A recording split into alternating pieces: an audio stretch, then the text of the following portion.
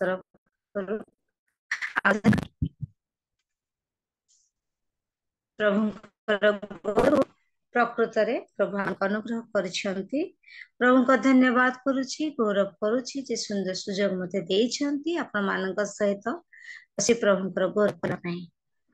ଆଉ ପ୍ରତ୍ୟେକଙ୍କୁ ମୋର ହୃଦୟର ନମସ୍କାର ଜଣାଉଛି। ଆସନ୍ତୁ ପ୍ରଭୁଙ୍କର ଚରଣ କରିବା ଆଉ ଆମେମାନେ ପ୍ରଭୁଙ୍କ ଆରାଧନା କରିବା। କାରଣ ଦେଖାଯାଏ ମାତ୍ର ସେ ସ୍ନେହ ହେବାରୁ ସେମାନଙ୍କ ଅପରାଧ କ୍ଷମା କରି ସେମାନଙ୍କୁ ଧ୍ୱଂସ କରେ ନାହିଁ। ଆପଣ ଆକ୍ରୋହ ସମ୍ବରଣ କରି ତାକୁ ଉତ୍ତେଜ କଲେ ନାହିଁ। ଆସନ୍ତୁ ପ୍ରଭୁଙ୍କର ପ୍ରଶଂସା କରିବା, କାରଣ ଆମେ ଏତେ ପାପୀ ମଧ୍ୟ ସେ ଆମମାନଙ୍କୁ ପ୍ରେମ କରି ଆଉ ଏକ ନୂତନ ଦିନ ଦେଖିବାକୁ ଦେଇଛନ୍ତି। ଟିକେ ନେଟୱାର୍କ ଇସୁ ହଉଛି କାମରନ ସେଠି। ଏବେ ଶୁଭୁଛି? ଶୁଭୁଛି? କଟୁଛି ଟିକେ ଟିକେ ଆଉ ଗୋଟେ ଝିଅର ଡିଭାଇସ ଥିଲେ ଜଏଣ୍ଟ କରିଦିଅନ୍ତୁ, ଝିଅର ମୋବାଇଲ। ଗୋଟିଏ ମିନିଟ ଟାଇମ ଦିଅନ୍ତୁ, ମୋ ଝିଅର ଡିଭାଇସରେ ମୁଁ ଅନ୍ ପରିସ୍ଥିତି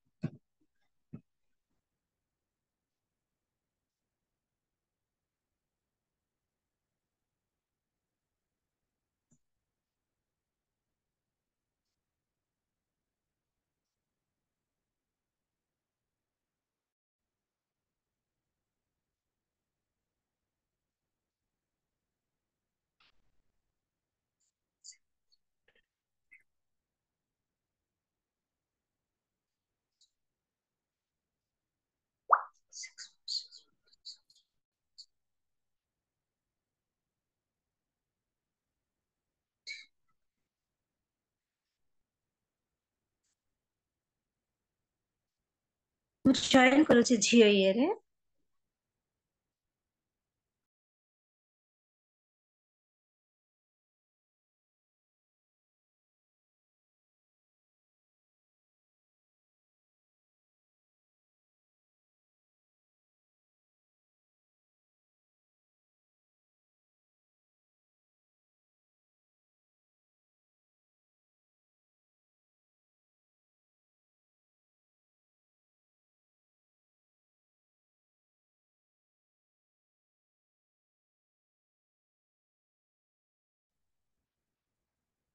ସରି, କ୍ଷମା ଚାହିଁବି। ଏବେ ଶୁଭୁଛି?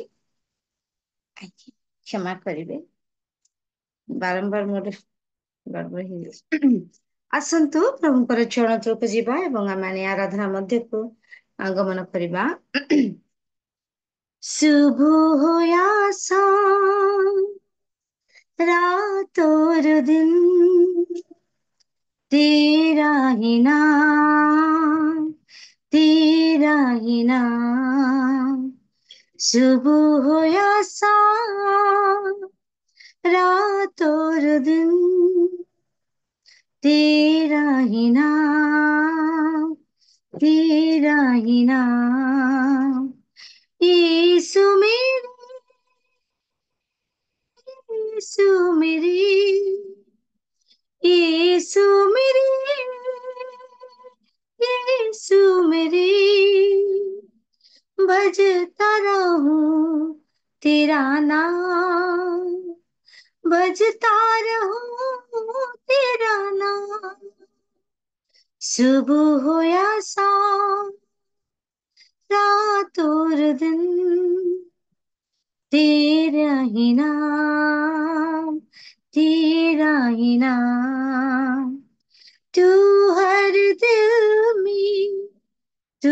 जग जनमी इस दुनिया की हर एक गुण में, तू हर दिल में, तू जग जनमी इस दुनिया की हर एक गुण में, नाथ तू ही,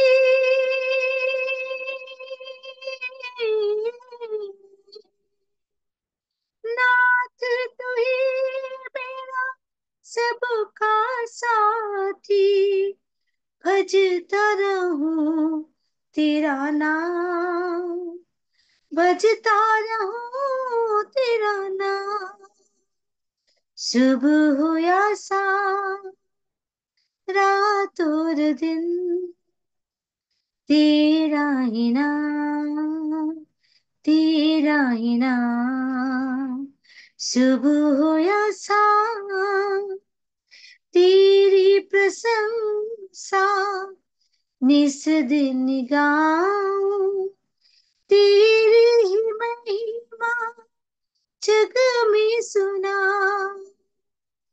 तेरी प्रशंसा निस दिन गाऊं, तेरी ही महिमा जग में सुना, यीशु मेरे,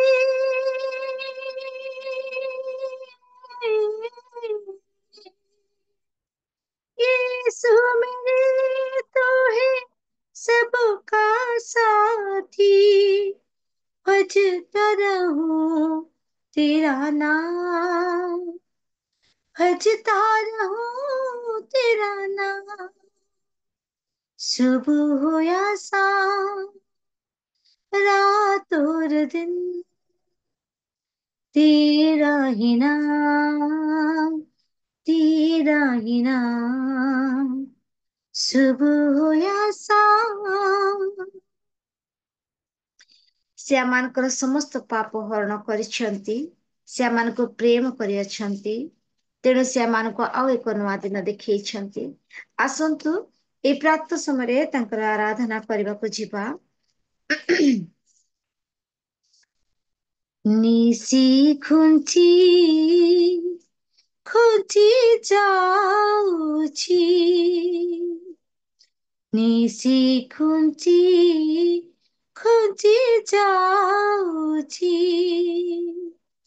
ଉତ୍କଳ ଆକାଶୀ ଖ୍ରୀଷ୍ଟ ଦିନମଣି, ଉତ୍କଳ ଆକାଶୀ ଖ୍ରୀଷ୍ଟ ଦିନମଣି, ଗୌରବେ ଉଇଁ ଆସୁଛି,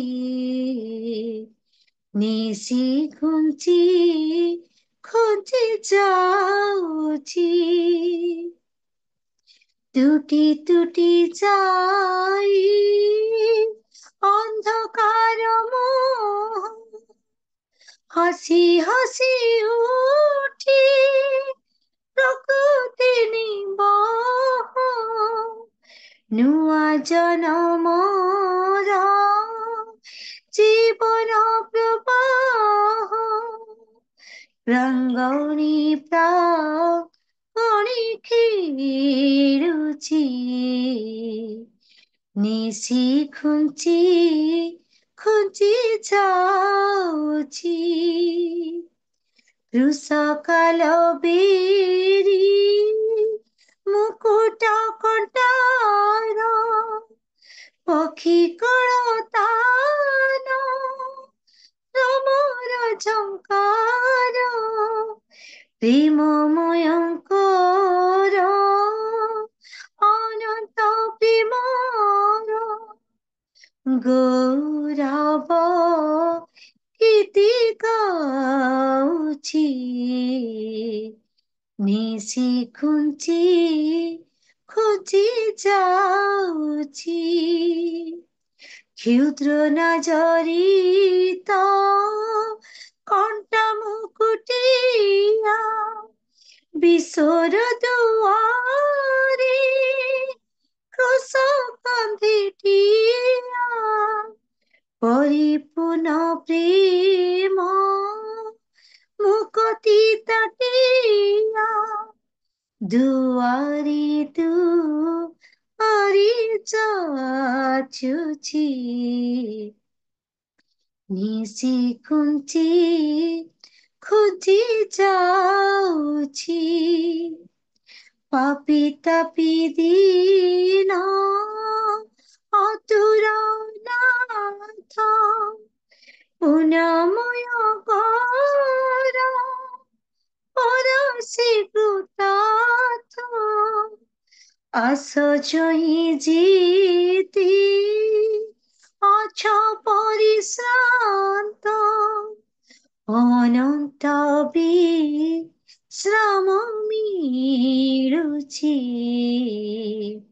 নিশি খুঁজি খুঁজি যাଉଛି আনিছি আলোক ନୂଆ ଜାଗରଣ ଜାଗରିଣୀ ଧୀତ ଉତ୍କଳ ସନ୍ତାନ ଥିବ କେତେ ଦିନ ମୋହନି ଗମନ শুভ শঙ্খ দিশি বাজুছি নিশি খুঁজি খুঁজি যাଉଛି উৎকଳ কাশী খ্রিস্ট তৃণমণি উৎকଳ কাশী খ্রিস্ট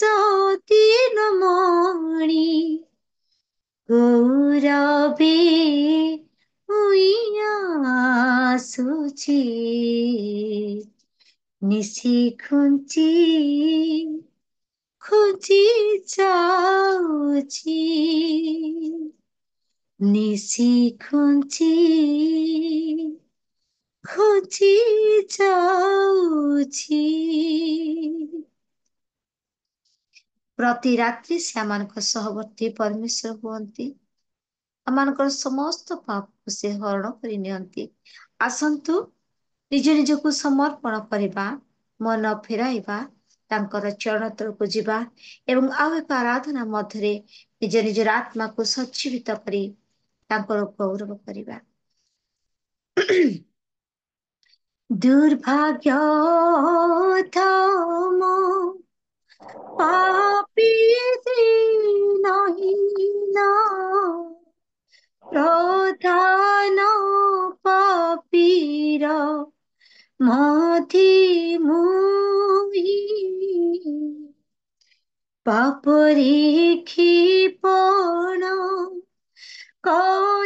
কলিবর দিন প্রভু প্রিয় নাম ভুলি যাই পাপে বন্ধুয়ান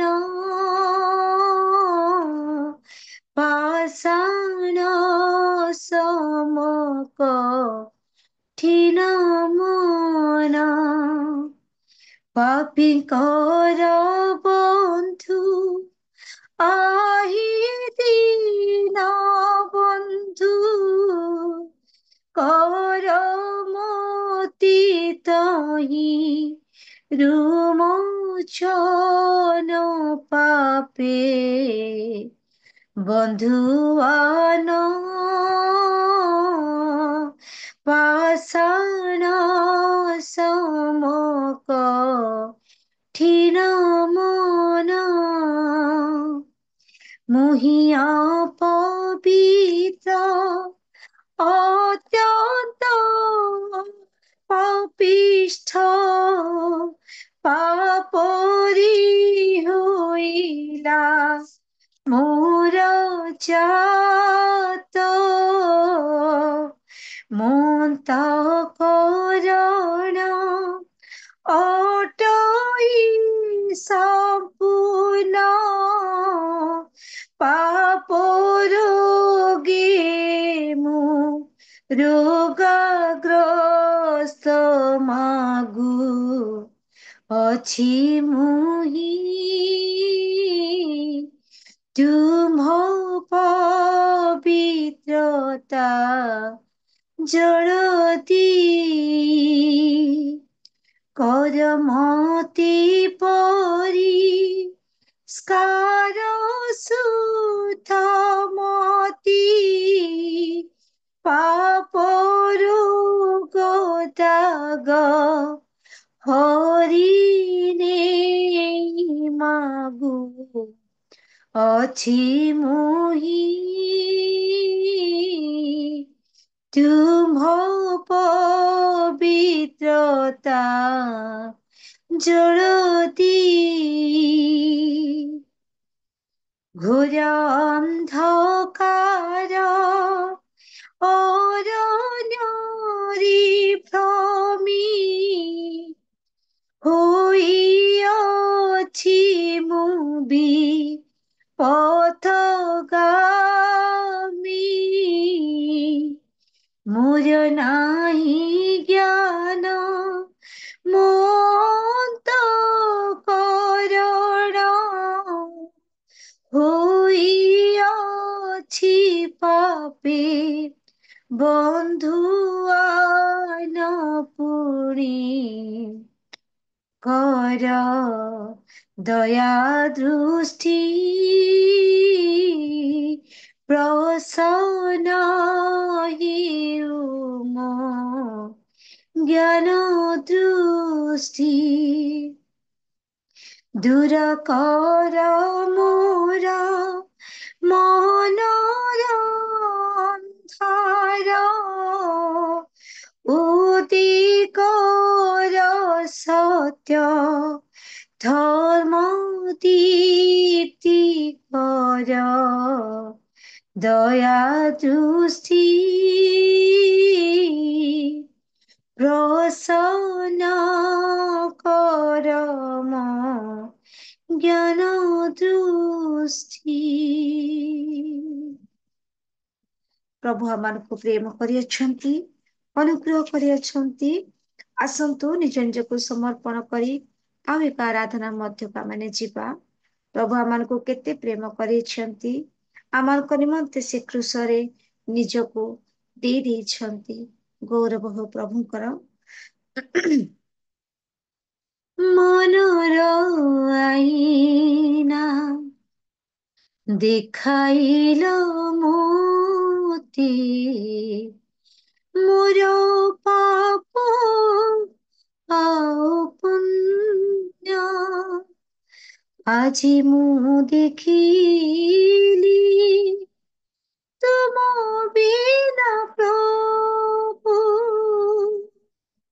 କିଛି ନାହିଁ ସବୁ ଶୂନ୍ୟ মনর আইনা মনর আইনা এপরি আঁকিল হাতরি তুমার পাপ চিহ্ন চেতে মোর মথারি সজাই ঘণ্টার মুকুট মরণকু নীলবরি আজি মু জানিলি করি নাহি কেবে তুম পরি এতে প্রেম মনর আইনা মনর আইনা ক্ষমারে ভরিল এ জীবন মোর পরিণাহ কেবে দূর ছুটিবা গরু থরির মহাত বঞ্চিবার माने दिल आजी मु पाइली एमिति का साथी प्रभु तुम्हें अनुपम मनर आईना मनर आईना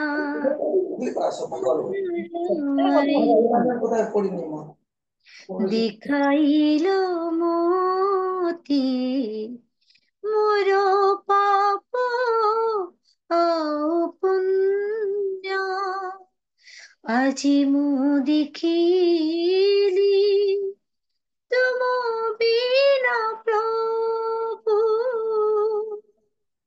କିଛି ନାହିଁ ସବୁ ଶୂନ୍ୟ ମନର ଆଇନା ମନର ଆଇନା। ଧନ୍ୟବାଦ ଦଉଛୁ ପ୍ରଭୁ, ଆମମାନଙ୍କୁ କେତେ ପ୍ରେମ କରିଛ, ଅନୁଗ୍ରହ କରିଛ ପ୍ରଭୁ। ଆମମାନଙ୍କ ନିମନ୍ତେ ତୁମେ ସେଇ କ୍ରୁଶରେ ଝରିଲ ଆଉ କଣ୍ଟାର ମୁକୁଟ ପିନ୍ଧିଲ ପ୍ରଭୁ, କେବଳ ମୋର ପାପ ପାଇଁ। ଧନ୍ୟବାଦ ଦିଏ ସେ ତୁମର ପ୍ରେମ ନିମନ୍ତେ, ତୁମର ଅନୁଗ୍ରହ ନିମନ୍ତେ। ଆଜି ସୁନ୍ଦର ସୁଯୋଗ ଦେଲ ପ୍ରଭୁ, ତୁମର ଚରଣରେ ନିଜକୁ ସମର୍ପିତ ହୋଇ ତୁମର ଗୌରବ କରିବା ପାଇଁ। ଉପାସନାର ଆରମ୍ଭରୁ ଶେଷ ପର୍ଯ୍ୟନ୍ତ ତୁମେ ଆମମାନଙ୍କର ସମସ୍ତ ପ୍ରାର୍ଥନା ଗ୍ରହଣ କରିଛ, ସମସ୍ତ ନୈବେଦ୍ୟ ଯେ ତୁମେ ଗ୍ରହଣ କରିଅଛ। ଧନ୍ୟବାଦ ଦେଇ ପ୍ରିୟତର କର୍ତ୍ତା ପ୍ରେମ ପ୍ରଭୁ ଶ୍ରୀକୃଷ୍ଣଙ୍କ ନାମରେ ମାଗେ, ଆମେନ୍। ଧନ୍ୟବାଦ ଜଣାଏ ପୁନର୍ବାର ମତେ ସୁନ୍ଦର ସୁଯୋଗ ଦେଇଥିବାରୁ। ପ୍ରଭୁ ଗୌରବ ପାଆନ୍ତୁ, ଆମେନ୍। ବହୁତ ବହୁତ ଧନ୍ୟବାଦ ସିଷ୍ଟର, ଅତି ସୁନ୍ଦର ଗୀତ ଗୁଡାକ ଗାଇଲ। ଛୁଆ ହୃଦୟ ଶଶୀ ଗୀତ ଗୁଡାକ ଗାଇ ଆପଣ ପ୍ରଭୁଙ୍କର ନିକଟବର୍ତ୍ତୀ ପ୍ରତ୍ୟେକ କରାଇଅଛନ୍ତି। ପ୍ରଭୁ ଆପଣଙ୍କୁ ପରିବାରକୁ ସେବା କାର୍ଯ୍ୟରେ ଆଶୀର୍ବାଦ ପ୍ରଦାନ କରନ୍ତୁ। ଏହିଭଳି ଅନଲାଇନ ଅଫଲାଇନରେ ପ୍ରଭୁ ଆପଣଙ୍କୁ ବ୍ୟବହାରିତ କରନ୍ତୁ। ତମ କଣ୍ଠ ପ୍ରଭୁ ଆପଣଙ୍କୁ ଦେଇଅଛନ୍ତି, ଆଉ ଏହି କଣ୍ଠକୁ ପ୍ରଭୁଙ୍କ ନିମନ୍ତେ ଆପଣ ବ୍ୟବହାରିତ କରି ଗୌରବ ପୂଜା ପ୍ରଶଂସା ପାଆନ୍ତୁ। ପ୍ରଭୁ ଆପଣଙ୍କୁ ବହୁଳ ବହୁଳ ଭାବରେ ଆଶୀର୍ବାଦ କରନ୍ତୁ। ଧନ୍ୟବାଦ। ଏହି ସମୟରେ ଆମେ ପ୍ରାର୍ଥନା କରିବା ପାଇଁ ଯିବା। ମାନଙ୍କର ସମ୍ମୁଖରେ ଅଛନ୍ତି ଆମମାନଙ୍କର ପରିଚୟ ଆଜ୍ଞା। ପ୍ରେଜ୍ ଦ ଲର୍ଡ। ପ୍ରେଜ୍ ଦ ଲର୍ଡ। ଆଜ୍ଞା ପ୍ରାର୍ଥନା କରିବେ। ଆମମାନଙ୍କର ସିଷ୍ଟରରେ ସେ ଆରାଧନା କରି ଯାଇଅଛନ୍ତି, ତାଙ୍କ ପାଇଁ, ତାଙ୍କ ପରିବାର ପାଇଁ, ତାଙ୍କ ସେବା କାର୍ଯ୍ୟ ପାଇଁ ବିଶେଷ ପ୍ରାର୍ଥନା କରିବେ। ବାକ୍ୟ ନେଇ ଆସୁଅଛନ୍ତି ଆମମାନଙ୍କର ଦିଗା ଲାଗିଆ, ତାଙ୍କ ପାଇଁ, ତାଙ୍କ ପରିବାର ପାଇଁ ବାକ୍ୟ ନିମନ୍ତେ ସେ ବାକ୍ୟ ଯେପରିକି ଆମେ ହୃଦୟରେ ରଖି ତଦନୁସାରେ ଏଇ ଦୁର୍ଦିନ ସମୟରେ ଆଗକୁ ଆମେ ବଢିପାରିବା, ସେଥିପାଇଁ ପ୍ରାର୍ଥନା କରିବେ। ଯେତେ ଜଣ ଉପସ୍ଥିତ ଅଛୁ ପ୍ରତ୍ୟେକଙ୍କ ପାଇଁ ଏବଂ ହୋଷ୍ଟଙ୍କ ପରିବାର ପାଇଁ ଆଜ୍ଞା ପ୍ରାର୍ଥନା କରିବେ। ଆସନ୍ତୁ ପ୍ରାର୍ଥନା କରି। ଉପସ୍ଥିତ ସମସ୍ତଙ୍କୁ ନମସ୍କାର। ସ୍ୱଗୌରବ ରକ୍ଷଣରେ ଉଚ୍ଚୁକି ପରମେଶ୍ୱର ଯେ ତୁମେ ପ୍ରଭୁ ଆମମାନଙ୍କ ଠାରୁ ସେ ଗୌରବ ପ୍ରଶଂସା ସ୍ତୁତି ବନ୍ଦନା ପାଇବା ପାଇଁ ଆମମାନଙ୍କୁ ସୃଷ୍ଟି କରିଅଛ ପ୍ରଭୁ। ଆମେ ତୁମର ଗୌରବ ତୁମର ପ୍ରଶଂସା କରିପାରୁନ। ଆମମାନଙ୍କୁ ପ୍ରଭୁ ତୁମେ ଅନୁଗ୍ରହ ପରେ ଅନୁଗ୍ରହ, ଦୟା ପରେ ଦୟା କରି ପ୍ରଭୁ କଢେଇ ନଉଛ। ତୁମର ସେ ଅନୁଗ୍ରହ ଦୟା ସକାଶେ ଆଜି ଶୁଭ ପ୍ରଭାତ ପାଇଛୁ, ଏକ ଦିନ ମଧ୍ୟ ପାଇଛୁ ପ୍ରଭୁ। ଏ ସୁନ୍ଦର ସୁଯୋଗ ପାଇଛୁ ପ୍ରଭୁ ତୁମର ବାକ୍ୟ ଶୁଣିବା ନିମନ୍ତେ, ତୁମର ଆରାଧନା କରିବା ନିମନ୍ତେ। ତେଣୁ ତୁମର ସେ ପବିତ୍ର ମହତ ନାମକୁ ଧନ୍ୟବାଦ। ଆଜିର ଜୁମକୁ ପରିଚାଳନା କରୁଥିବା ସିଷ୍ଟରଙ୍କୁ ତାଙ୍କ ପରିବାର ପ୍ରତି ବିଶେଷ ଆଶୀର୍ବାଦ କର। ଏବଂ ପ୍ରଭୁ ଆଜି ଆରାଧନାରେ କଢେଇ ନେଉଥିବା ସିଷ୍ଟରଙ୍କୁ ତୁମେ ବହୁଳ ବହୁଳ ଆଶୀର୍ବାଦ କର। ତାଙ୍କ ଆରାଧନା ମାଧ୍ୟମରେ ତୁମେ ଗୌରାନ୍ୱିତ ପ୍ରଶଂସନିତ ହେବା ସହ ଆମେ ଯେତେ ଜଣ ପ୍ରଭୁ ଏଇଠି ଯୋଗ ଦେଇଛୁ ସମସ୍ତେ ଆଶୀର୍ବାଦର ପାତ୍ର ପାତ୍ର। ତାକୁ ପ୍ରଭୁ ଏହି ପ୍ରକାର ଅନଲାଇନ ଅଫଲାଇନରେ ବ୍ୟବହାର କରି ତୁମେ ପ୍ରଭୁ ଗୌରାନ୍ୱିତ ପ୍ରଶଂସନିତ ହୁଅ। ତାଙ୍କ ପରିବାରକୁ, ତାଙ୍କ ସେବା କାର୍ଯ୍ୟ ବହୁଳ ଭାବେ ଆଶୀର୍ବାଦ କର ପ୍ରଭୁ। ଏତେବେଳେ ବିଶେଷ ପ୍ରାର୍ଥନା କରେ ରିଏଲ ମିନିଷ୍ଟର ହୋଷ୍ଟଙ୍କ ପରିବାର ପ୍ରତି, ତାଙ୍କ ପରିବାର ପ୍ରତି ସହାୟ ଏବଂ କୋ ହୋଷ୍ଟ ଭାବେ ପ୍ରଭୁ କାର୍ଯ୍ୟ କରୁଥିବା କୁଶଳ ଭଉଣୀକୁ ମଧ୍ୟ ବହୁଳ ଭାବେ आशीर्वाद कर आशीर्वाद आम जिते जन प्रभु आज ये जूम रे जॉइन कर प्रत्येक परिवार को प्रत्येक समस्या जदि अभाव अच्छे अनाटन अच्छी समस्या रही दुख रही प्रभु सब दूर कर ए प्रकार प्रतिदिन आम जोग करूँ मध्यस्थी प्रार्थना आराधन वाक्य शुणवे मनोযোগ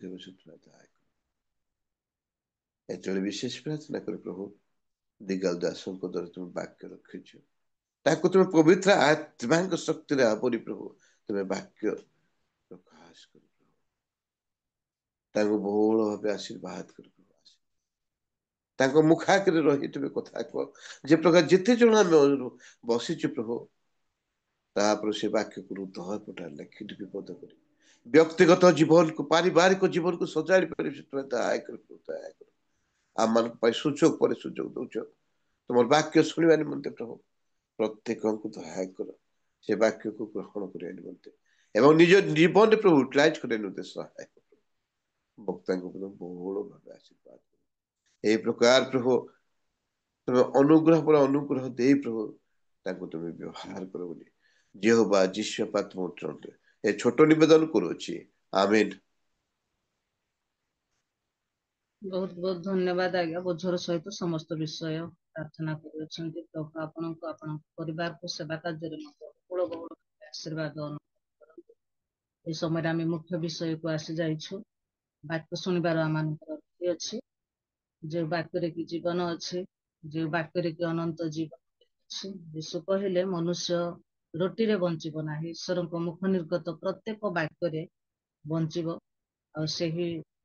मान्ना को आम आज संग्रह करवा से ही माना आज बंटन कर प्रभुंर दास जे कि अनेक वाक्य शिक्षा दे अनेक हजात्म मान लाभ कर आसुअछंती प्रभु तांको ऑनलाइन ऑफलाइन रे प्रभु व्यवहारित कर आणुअछंती से केही नुहंती और से आमानकर दिगा लगिया पालक दिगा लगिया प्रभु जीशु कृष्ण नाम रे सम्मुख को आह्वान करे आज्ञा जेते आसबे आमे करताल दे तांको स्वागत करबा ता पूर्वरु मु गोटे वाक्य अध्ययन करबी तापर आज्ञा स्वागत करबी आपण माने पाई परिबे आमोस 8 10 11 12 प्रभु सदा प्रभु कहती देख जो दिन आम्भे एही देश को दुर्भिक्ष प्रेरण करबा एपरि दिन आसुअछि ताहा ताहा अन्न किबा जल पिपासार दुर्भिक्ष नहे मात्र सदा प्रभुଙ୍କର वाक्य शुणिबार हेब लोक माने एक समुद्र ठारू अन्य समुद्र पर्यंत व उत्तर दिगरु पूर्व दिग पर्यंत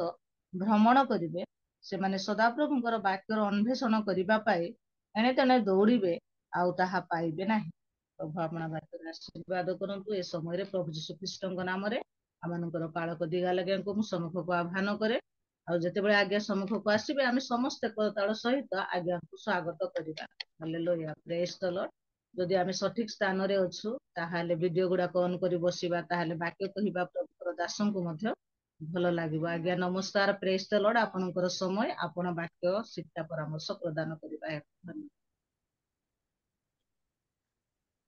समस्त को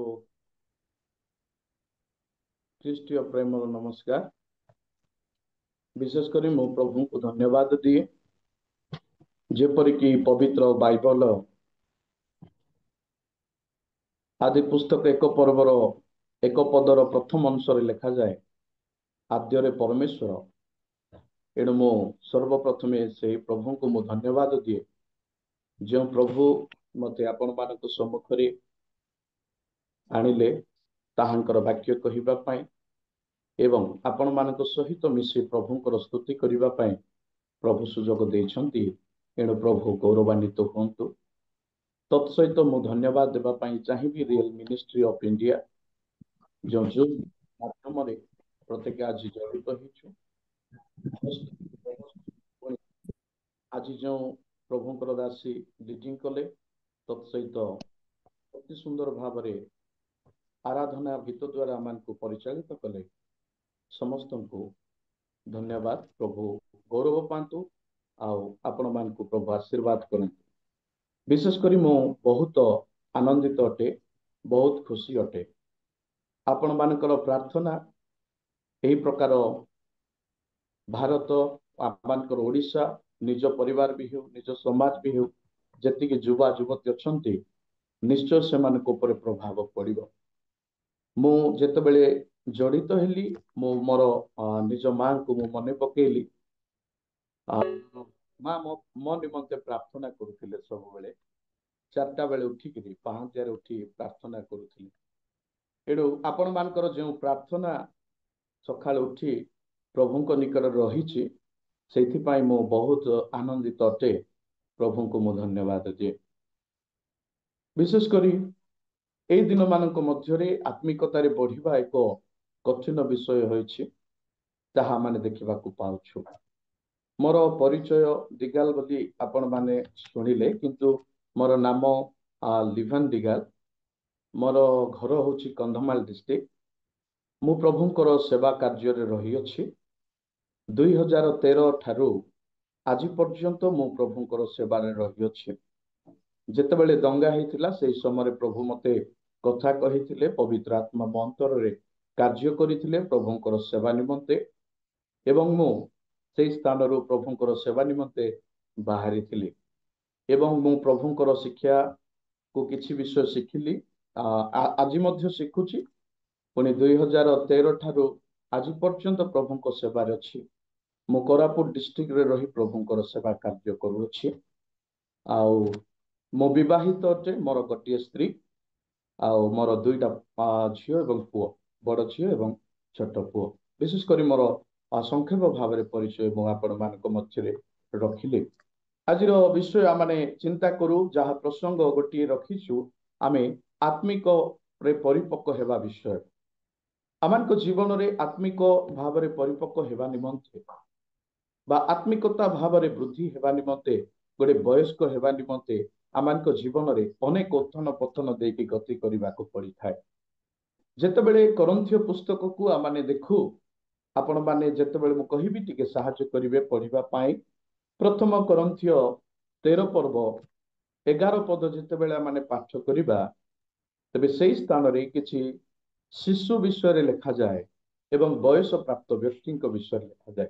ଶୁଣିବା, ଆପଣମାନେ ପଢ଼ନ୍ତୁ। ଜଣେ କିପରି ଭାବେ ଶିଶୁ ଥିବା ସମୟରେ ମୁଁ ଶିଶୁ ପରି କଥା କହୁଥିଲି, ଶିଶୁ ପରି ଭାବୁଥିଲି, ଶିଶୁ ପରି ବିଚାର କରୁଥିଲି। ବୟସ ପ୍ରାପ୍ତ ହୁଅନ୍ତେ ମୁଁ ଶିଶୁର ବିଷୟ ସବୁ ପରିତ୍ୟାଗ କଲି। ପ୍ରଭୁଙ୍କର ଧନ୍ୟବାଦ। ଶିଶୁ ଥିବା ସମୟରେ ଆମେ ଶିଶୁ ପରି କଥା କହୁଥିଲୁ, ଶିଶୁ ପରି ବିଚାର କରୁଥିଲୁ, ଭାବୁଥିଲୁ। କିନ୍ତୁ ଯେତେବେଳେ ଆମେ ବୟସ ପ୍ରାପ୍ତ ହେଉଛୁ ସେହି ସମୟରେ ଆମକୁ ଶିଶୁର ବିଷୟ ସମସ୍ତ ବିଷୟ ପରିତ୍ୟାଗ କରିବାକୁ ପଡୁଛି। ଏବଂ ବୟସ ପ୍ରାପ୍ତ ହେଲା ଉତ୍ତାରେ ବୟସ ପ୍ରାପ୍ତ ବ୍ୟକ୍ତି କିପରି ଆଚରଣ କରିବା ଦରକାର ସେହି ସମସ୍ତ ବିଷୟ ଆମେ କରୁଛୁ। ଆମଙ୍କର ଜାଗତିକ ଭାବରେ ଯେତେବେଳେ ଆମକୁ ପୃଥିବୀ ମଧ୍ୟରେ ଆମେ ରହିଛୁ, ଆମେ ଯେତେବେଳେ ଦେଖୁ ଆମକୁ ଜନ୍ମ ହେବାକୁ ପଡ଼େ, ଶିଶୁ ହେବାକୁ ପଡ଼େ, ବାଳକ ହେବାକୁ ପଡ଼େ, ପୁଣି ଯୌବନ ଅବସ୍ଥାକୁ ଯିବାକୁ ପଡ଼େ, ତାପରେ ପୂର୍ଣ୍ଣ ବୟସ ଅର୍ଥାତ୍ ବୃଦ୍ଧ ଅବସ୍ଥାକୁ ମଧ୍ୟ ଯିବାକୁ ପଡ଼ିଥାଏ। ଠିକ୍ ସେହି ପ୍ରକାର ଆମଙ୍କର ଆତ୍ମିକତା ଜୀବନରେ ମଧ୍ୟ ଆମେ ଜନ୍ମ ହେବା ସହିତ ଆମେ ଧୀରେ ଧୀରେ ଆମେ ବୃଦ୍ଧି ହେବା ମଧ୍ୟ ରହିଅଛି। ଆମେ ଆତ୍ମିକ ଭାବରେ ପରିପକ୍ୱ ହେଇ ଧୀରେ ଧୀରେ ଯାଇଥାଉ। ଏଣୁ ଆମଙ୍କର ଆତ୍ମିକ ପରିପକ୍ୱ ବା ପୂର୍ଣ୍ଣ ବୟସ୍କ ଆମେ ଯେତେବେଳେ ବଢିଥାଉ ସେତେବେଳେ ହେଇଥାଏ। ଆଉ ଏଇ କରନ୍ଥୀୟ ପୁସ୍ତକ ଯେତେବେଳେ ଆମେ ପଢୁଛୁ, ଏହା ଏକ ଗୁରୁତ୍ୱପୂର୍ଣ୍ଣ ପୁସ୍ତକ ରହିଅଛି। ମୁଁ କିଛି କହିବା ପାଇଁ ଚାହେଁ, ଯାହା ଶିଖିଛି ମୁଁ ଆପଣମାନଙ୍କ ସମ୍ମୁଖରେ କରନ୍ଥୀୟ ପୁସ୍ତକର ବିଷୟରେ ମୁଁ କିଛି ଆପଣମାନଙ୍କୁ କହିବା ପାଇଁ ଚାହେଁ। ଯେତେବେଳେ ଦ୍ୱିତୀୟ ମିଶନାରୀ ଯାତ୍ରା କରୁଥିଲେ ପ୍ରେରିତ ପାଉଲ, ତାହା ଥିଲା ପ୍ରାୟ ଖ୍ରୀଷ୍ଟପୂର୍ବ 50। ସେହି ସମୟରେ ଯେତେବେଳେ ସେ ଯାତ୍ରା କରୁଥିଲେ, ସେହି ସମୟରେ ପ୍ରଥମେ କରନ୍ଥୀରେ ସେ ସୁସମାଚାର ପ୍ରଚାର କରିଥିଲେ। ସେଠାରେ ସେ ଥିଲାବେଳେ ଆକିଲାଙ୍କ ସହିତ ଥିଲେ, ସେହି ସ୍ଥାନରେ ଥିଲାବେଳେ ସେ ପ୍ରିସ୍କିଲାଙ୍କ ସହିତ କିଛି କାମ ମଧ୍ୟ କରୁଥିଲେ, ବ୍ୟବସାୟ ମଧ୍ୟ ସେ କରୁଥିଲେ। ଆଉ ସେହି ସ୍ଥାନରେ ସେ ତମ୍ବୁକୁ ମଧ୍ୟ ବନଉଥିଲେ। ତାଙ୍କର ରୀତି ଅନୁସାରେ ସେହି ସ୍ଥାନରେ ଯେଉଁ ରୀତି ଥିଲା, ତଦନୁସାରେ ସମାଜ ଗୃହରେ ପ୍ରେରିତ ପାଉଲ ଯାଇ ପ୍ରଚାର ମଧ୍ୟ କରିଥିଲେ। କିନ୍ତୁ ଘଟଣାକ୍ରମେ ଜିହୁଦୀ ମାନେ ସେମାନେ ବିରୋଧ କରିବାରୁ ତାଙ୍କୁ ବାହାର କରି ଦିଆଯାଇଥିଲା ଏବଂ ସେହି ସ୍ଥାନରୁ ପ୍ରେରିତ ପାଉଲ ବାହାରି ଯାଇଥିଲେ। ଏବଂ ଏଇ କରନ୍ଥୀୟ ବିଷୟରେ ଯେତେବେଳେ ଦେଖୁ, এই କରନ୍ଥୀୟ ପୁସ୍ତକ କରନ୍ଥୀୟ ମଣ୍ଡଳୀକୁ ହିଁ ପ୍ରେରିତ ପାଉଲ ଲେଖୁଛନ୍ତି। ଏ ଯୋଉ ପ୍ରଥମ କରନ୍ଥୀଆ ମାନେ ଦେଖୁଛୁ, ଏହା ଏକ ଗୁରୁତ୍ୱପୂର୍ଣ୍ଣ ପୁସ୍ତକ। ପ୍ରକୃତରେ କରନ୍ଥୀୟ ଯାହାକି ଗୋଟିଏ ବିରାଟ ପ୍ରଧାନ ନଗର ଥିଲା ଏବଂ ବ୍ୟବସାୟର କେନ୍ଦ୍ର ମଧ୍ୟ ଥିଲା। ଆଉ ଏଇ କରନ୍ଥୀକୁ ପ୍ରେରିତ ପାଉଲ ଚାରି ଥର ପତ୍ର ଲେଖିଥିଲେ। ଯେଉଁ ପ୍ରଥମ ପତ୍ର ସେ ଲେଖିଥିଲେ, ଯେତେବେଳେ କରନ୍ଥୀକୁ ସେ ପ୍ରଥମ ପରିଦର୍ଶନ କରିଥିଲେ, ତାଙ୍କର କରନ୍ଥୀକୁ ପ୍ରଥମ ପତ୍ର ସେ ଲେଖିଥିଲେ। ଆଉ ଯେଉଁ ପ୍ରଥମ ପତ୍ର ଅର୍ଥାତ୍ ପ୍ରଥମ କରନ୍ଥୀୟ ନୁହେଁ, ତା ପୂର୍ବରୁ ଆଉ ଗୋଟିଏ ପୁସ୍ତକକୁ ସେ ଲେଖିଥିଲେ, କିନ୍ତୁ ସେଇ ପୁସ୍ତକ ହଜି ଯାଇଥିଲା। ତାପରେ ସେ କଣ କରିଛନ୍ତି ନା, କରନ୍ଥୀକୁ ଦ୍ୱିତୀୟ ଥର ଯେତେବେଳେ ପତ୍ର ଲେଖୁଛନ୍ତି, ତାହା ଥିଲା ସେଇ ପତ୍ର ହେଉଛି ପ୍ରଥମ କରନ୍ଥୀୟ। ହେଲେ ସେଇ ପ୍ରଥମ କରନ୍ଥୀୟ ସେ ଲେଖିଲେ, ତାହା ସେମାନଙ୍କ ନିକଟରେ ରହିଲା, ହଜିଲା ନାହିଁ। ତାପରେ ତୃତୀୟରେ କଣ, ଦ୍ୱିତୀୟ ଦର୍ଶନରେ ଯେତେବେଳେ ଆଉ ଥରେ ସେ ଯାଉଛନ୍ତି, ସେଇ ସମୟରେ ଆଉ ଏକ ପୁସ୍ତକକୁ ସେ ଲେଖୁଛନ୍ତି, ତୃତୀୟ ଥର ସେ ପତ୍ର ଦେଉଛନ୍ତି। ସେ ତୃତୀୟ ଥର ଯେଉଁ ପତ୍ର ଦେଉଛନ୍ତି, ଯେଉଁ ଲେଖା ପଠାଉଛନ୍ତି, ତାହା ମଧ୍ୟ ହଜି ଯାଇଛି। ଏବଂ ସେହି ପ୍ରକାର ହଜିଲା ପରେ ସେ ଆଉ ଥରେ ମଧ୍ୟ ଲେଖୁଛନ୍ତି। ଦୁଇ ଗୋଟି ପତ୍ର ହଜି ଯାଇଛି। ପତ୍ର ଯେତେବେଳେ ହଜିଛି, ଦୁଇ ଗୋଟି ପତ୍ର ଆମେ ଦେଖୁଛୁ, ପ୍ରଥମ କରନ୍ଥୀୟ ଏବଂ ଦ୍ୱିତୀୟ କରନ୍ଥୀୟ। ହେଲେ ପ୍ରଥମ କରନ୍ଥୀୟ ପୂର୍ବରୁ ଯେଉଁ ପତ୍ର ଲେଖିଥିଲେ ତାହା ହଜି ଯାଇଛି, ଏବଂ ଏଇ ଯେଉଁ ପ୍ରଥମ କରନ୍ଥୀୟ ପୁସ୍ତକ ଆମେ ପଢିଲୁ, ତାପରେ ଯେଉଁ ପୁସ୍ତକ ଲେଖିଥିଲେ ତାହା ମଧ୍ୟ ହଜି ଯାଇଛି। ସେ ଟୋଟାଲି 4ଟା ପୁସ୍ତକକୁ ଲେଖିଥିଲେ, କିନ୍ତୁ ଆମକୁ ଦୁଇ ଗୋଟି ପୁସ୍ତକ ଆମେ ଦେଖିବାକୁ ପାଉଛୁ। କାରଣ କଣ, ଦୁଇଟା କାହିଁକି ହଜିଗଲା, ଏତେ ସମସ୍ତ ବିଷୟ ଆମେ ଭାବିବା ଆବଶ୍ୟକତା ନାହିଁ। କାରଣ ସେଗୁଡିକ ବାଇବଲର ପ୍ରମାଣ ଗ୍ରନ୍ଥ ହେଉ ବୋଲି ଈଶ୍ୱର ଚାହିଁ ନଥିବେ, ସେଇଥିପାଇଁ ତାହା ହଜି ଯାଇଥିବ। ସେ ଯାହା ବି ହଉ, ଏଇ ଯୋଉ କରନ୍ଥୀ ମଣ୍ଡଳୀରେ ଲୋକମାନେ ଥିଲେ, ଆଉ କରନ୍ଥୀ ଯୋଉ ସହର ଥିଲା, ଗୋଟେ ବ୍ୟବସାୟର କେନ୍ଦ୍ର ଥିଲା, ସେଇ କରନ୍ଥୀରେ ପ୍ରାୟ 7 ଲକ୍ଷ ଲୋକ ବାସ କରୁଥିଲେ। ଆଉ ଯଦି ଆମେ ଦେଖୁ, ସେଇ ସ୍ଥାନରେ ପ୍ରାୟ 2/3 କ୍ରୀତଦାସ ମଧ୍ୟ ଥିଲେ। ସେଇ ସ୍ଥାନରେ ସେଇ କ୍ରୀତଦାସ ମାନେ ରହି ସେଇ ସ୍ଥାନରେ କାର୍ଯ୍ୟ କରୁଥିଲେ। ମଣିଷ ଦୃଷ୍ଟିରେ ଯେତେବେଳେ ଆମେ ଦେଖୁ, ଏଇ କରନ୍ଥୀୟ ବହୁତ ସମୃଦ୍ଧିଶାଳୀ ଥିଲା।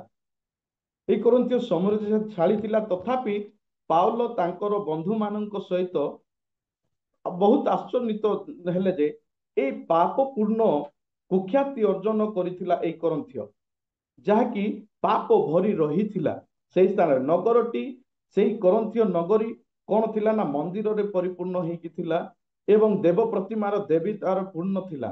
ଏହି ପ୍ରକାର ପରିସ୍ଥିତି ସେମାନଙ୍କ ମଧ୍ୟରେ ଗୋଟିଏ ଆଫ୍ରୋଡାଇଟ୍ ମନ୍ଦିର ଯାହା ପ୍ରସିଦ୍ଧ ଥିଲା ସେଇ କରନ୍ଥୀୟରେ, ତାହା ଯାହାକି 1800 ଫୁଟ ବା 550 ମିଟର ଉଚ୍ଚରେ ରହିଥିଲା।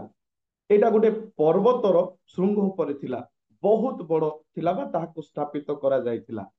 ଆଉ ପୁରାତନ ସାହିତ୍ୟ ଗ୍ରୀକରେ ଯେତେବେଳେ ଆମେ ଦେଖିବା, ଏହାକୁ ଧନ ଆଉ ଐନୈତିକତା ସହିତ ଯୋଡା ଯାଇଥିଲା। ଏଇ ସବୁ ବିଷୟକୁ ଦେଖୁ। ଏଣୁ ସେଇ ସ୍ଥାନରେ କରନ୍ଥୀୟର ଝିଅ ବୋଲି ଯେତେବେଳେ କୁହାଯାଉଥିଲା, ଲୋକମାନେ ବୁଝୁଥିଲେ ଯେ ବେଶ୍ୟାକୁ ତାହା ବୁଝାଉଥିଲା। ଆଉ ସେଇ ସ୍ଥାନରେ ବିଭିନ୍ନ ପ୍ରକାର ଖରାପ କାର୍ଯ୍ୟ ମଧ୍ୟ ହେଉଥିଲା। ତ ସେଇ ସ୍ଥାନକୁ ଗୋଟେ ପୁରୁଷ ଯିବା ଏ ସହଜ କଥା ନଥିଲା, ବହୁତ କଷ୍ଟର ବିଷୟ ଥିଲା। ଏଣୁ ପାଉଲଙ୍କ ସହିତ କେତେକ ଜିହୁଦୀ ଧର୍ମକୁ ଧର୍ମାନ୍ତରିତ ହୋଇଥିଲେ, ଜିହୁଦୀ ଧର୍ମରୁ ଖ୍ରୀଷ୍ଟଙ୍କ ଠାରେ ସେମାନେ ଆସିଥିଲେ ଏବଂ ପ୍ରାୟ ଅନ୍ୟ ସମସ୍ତେ ପ୍ରାୟ ବିଜାତୀୟ ଥିଲେ, ଯେଉଁମାନେ କି ଧର୍ମାନ୍ତରିତ ଥିଲେ, ସେମାନେ ଧର୍ମାନ୍ତରିତ ହେଇଥିଲେ। ଏମାନଙ୍କ ମଧ୍ୟରୁ ଅନେକ ନିଚ ସ୍ତରର ମଧ୍ୟ ଥିଲେ, ଅନେକ ସମ୍ଭ୍ରାନ୍ତ ବଂଶୀୟ ମଧ୍ୟ ଥିଲେ। ଆଉ ସେମାନେ ପ୍ରଭୁଙ୍କ ନିକଟକୁ ଆସିଥିଲେ, ଆଉ ସେମାନଙ୍କର ସାମାଜିକ ଓ ଅର୍ଥନୈତିକ ପାର୍ଥକ୍ୟ ଥିବାର ଆମେ ଲକ୍ଷ୍ୟ ମଧ୍ୟ କରିବାକୁ ପାଉ ଏଇ ସ୍ଥାନରେ। ମୁଁ ରେଫରେନ୍ସ କହୁନାହିଁ, ସମୟ କମ ହେତୁ। ତ ଯେତେବେଳେ ଆମେ ଦେଖୁ ଏଇ ସବୁ ପରିସ୍ଥିତି ମଧ୍ୟରେ ସେମାନଙ୍କ ମଧ୍ୟରୁ କେତେକ ନିଜକୁ କଣ ବିଜାତୀୟ ଐନୈତିକତାରେ ବୁଡାଇ ରଖୁଥିଲେ। ସେମାନେ ସୁସମାଚାର ଶୁଣିଲେ ମଧ୍ୟ ସେମାନେ ବିଜାତି ମାନଙ୍କ ପରି ଜୀବନ କାଟୁଥିଲେ, ଆଉ ସେଇ ପ୍ରକାର ସ୍ୱଭାବ ସେମାନଙ୍କର ଥିଲା। ଯଦିଓ ସେମାନଙ୍କ କ୍ଷେତ୍ରରେ ଏହା ପତନ ବିଷୟ ଥିଲା, ସେମାନେ ତାହା ଜାଣି ପାରୁନଥିଲେ, ପତନ ହେଇଯାଉଥିଲେ, ତଥାପି ସେମାନେ ଗ୍ରୀକ ବୋଲି ନିଜକୁ କଣ କରୁଥିଲେ, ତାଙ୍କର ଜ୍ଞାନ ହେତୁ ବହୁତ ଗର୍ବ କରୁଥିଲେ। ତ ପ୍ରିୟ प्रभुंकर दास दासी आज आम जीवन में देखू ये करंथी विषय जदि आम चिंता करूँ केते पाप पूर्ण थिला केते खराब अवस्था थिला सेठिकार लोक माने कि प्रकार व्यवहार करुथिबे ता हमें जानी पारुथिबा से स्थान रे प्रेरित पाउल जाउछन्ति से स्थान को प्रेरित पाउल ए प्रथम करंथी को लेखुछन्ति आउ से माने जेपरी संशोधन हेबे एणु ए पुस्तक को गोटे पालक संशोधक पत्र बोली मध्य कहा जाए से माने जेपरी आग को बढ़ी पारिबे सेमानकर जो समस्या रहितिला से स्थान रे एमिति परिस्थिति थिबा हेतु से स्थान रे विभिन्न समस्या रहितिला विभिन्न प्रसंग रहितिला से माने जेपरी पवित्रकृत हेबे साधु रूपे ख्रीष्टन ठारे नूतन जीवन काटी पारिबे प्रत्येक परिस्थिति रे से माने भलो हेकी रही पारिबे सेथि पई प्रेरित पाउल एई पुस्तक को सेमानक निकट रे लेखुछन्ति एणु ए प्रथम करंथीय जेतेबेले से लेखुछन्ति यह तृतीय मिशनारी यात्रा समय से लिखुछन आ से प्रकार भाव ए पुस्तक को आमने देखा पाओ जहाँ भी हो से जहाँ भी हो प्रभुंकर गौरव हो प्रभुंकर दासों को प्रभु कथा कहले प्रभुंकर दासों को प्रभु व्यवहार कले से प्रकार अंचल रे जीवा से प्रकार अंचल रे थिबा लोक मान को आत्मिकतार की परि से माने वृद्धि हेबे आत्मिकतार से माने की प्रकार परिपक्व हेबे ता सेमान को पाई अति कष्टकर थिला आजिर जगत को जदि देखू अनेक पाप देखा पाओ अनेक एही प्रकार विषय देखू जहाँकि करंथीय स्थान रे थिला से सहर रे थिला से नगर रे थिला आज मध्य से विषय एही स्थान रे आमे देखा पाओ पृथ्वी मध्य रे आ एही प्रकार परिस्थिति रे एही प्रकार पृथ्वी रे आमे जेतेबेले समस्या आसुची से समय अन्य मान को जाई सुसमाचार कहिबा बा सुसमाचार द्वारा जन्म करिबा बा सेमान को आत्मिकतार परिपक्व क्षेत्र को नहीं जिबा सेमान को विश्वासी ठारू गोटे शिष्य बनेबा एवं सेमान को शिशु ठारू पूर्ण वयस्क बनेबा अति कष्टकर अटे आजिकार जगत रे प्रभुंकर दास मानक निमंते यह अधिक चैलेंज विषय अटे आज से करंथीय मंडली जेमिति थिले अनेक लोक मध्य आज सही प्रकार रहिचंती सेमान को आत्मिकता क्षेत्र रे नेबार आवश्यकता रही अछि माने जेतेबेले देखू मो पांचटी स्तर कहिबा पई चाहे गोटे शिशु अवस्था गोटे आत्मिक क्षेत्र रे पूर्ण वयस्क बा परिपक्व हेबा निमंते प्रथमे जन्म हेबा को पड़िबो आज आमे निजको आमे परखिबा आमे केउ स्तर रे अछु आत्मिकतार परिपक्व हेबा निमंते जो स्तर रही अछि प्रथमरु माने सेही स्तर मध्यरु केउ स्तर रे रही अछु जेमिति कि शिशु बालक युवक पूर्ण वयस्क से प्रकार आत्मिक क्षेत्र रे आमे की प्रकार भाव रे रही अछु क्यों स्तर रही अछु आमे वाक्य सुनी बुझी पारिबा वाक्य सुनी आमे जानी पारिबा तत्सहित अन्य मानन को देखि मध्य आमे जानी पारिबा जे ए माने आत्मिकतारे परिपक्व अटंती बा आत्मिकतारे एमाने वृद्धि व्यक्ति वयोज्येष्ठ अटंती आमको लगी थाई पारे बेले बेले आमानकर बयस अनुसार बड़ बोली आत्मिकतारे से बढ़ी बोली आमको लागू थाई पारे किंतु आ प्रकृत रे से आत्मिकतारे केते परिपक्व ता पवित्र बाइबल रो आमाने देखिबा को पाओ होई पारे जने 50 वर्ष हिची क्रिश्चियन हिची होई पारे जने 80 वर्ष हिची किबा तार पूर्व पुरुष मानक द्वारा से प्रभु को जानी किंतु परमेश्वर वाक्य को जितेबाला आमे देखिबा आमे केते वर्ष हैला प्रभु को जानिचु ताहा बड़ विषय नुहे आमर बयस केते ताहा बड़ विषय नुहे किंतु आमानक जीवन रे आत्मिकतारे केते उन्नत करिछु केते परिपक्व हिचु ताहा होची सबठारो बड़ विषय आमाने जेते देखु प्रथम विषय मु जहा शिखिछि आपण मान ठारे ताहा रखिबा पई चाहू अछि प्रथम विषय जेतेबाला माने देखु ताहा एक प्रथम चरण जहा कि आमान को जन्मिबा को पड़े जेतेबेले जने व्यक्ति जन्म हुए आत्मिकता क्षेत्र रे शारीरिक क्षेत्र रे तो जन्म हुए तथापि मध्य आत्मिक क्षेत्र रे आमान को जन्म हेबा को पड़िबो बंची थाउ थाउ जन्मिबा को पड़िबो बंची थाउ थाउ भी मरिबा को पड़िबो तार अर्थ आत्मिकता रे जन्मिबा को पड़िबो डुबन द्वारा मरिबा को मध्य पड़िबो जेपरि शारीरिक क्षेत्र रे बंची जन्म हुए ଆଉ ମୃତ୍ୟୁ ମଧ୍ୟ ରହିଅଛି। ଠିକ ସେଇ ପ୍ରକାର ଆତ୍ମିକ ଜୀବନର ଗୋଟେ ପ୍ରୋସେସ ମଧ୍ୟ ରହିଅଛି। ତାହା ମାନଙ୍କ ଜୀବନରେ ଲାଗୁ ହଉଛି ଯେତେବେଳେ ପ୍ରଥମେ ଆମେ ଯୀଶୁଙ୍କୁ ନିଜର ତ୍ରାଣକର୍ତ୍ତା ବା ଉଦ୍ଧାରକର୍ତ୍ତା ରୂପରେ ଆମେ ଗ୍ରହଣ କରୁଛୁ।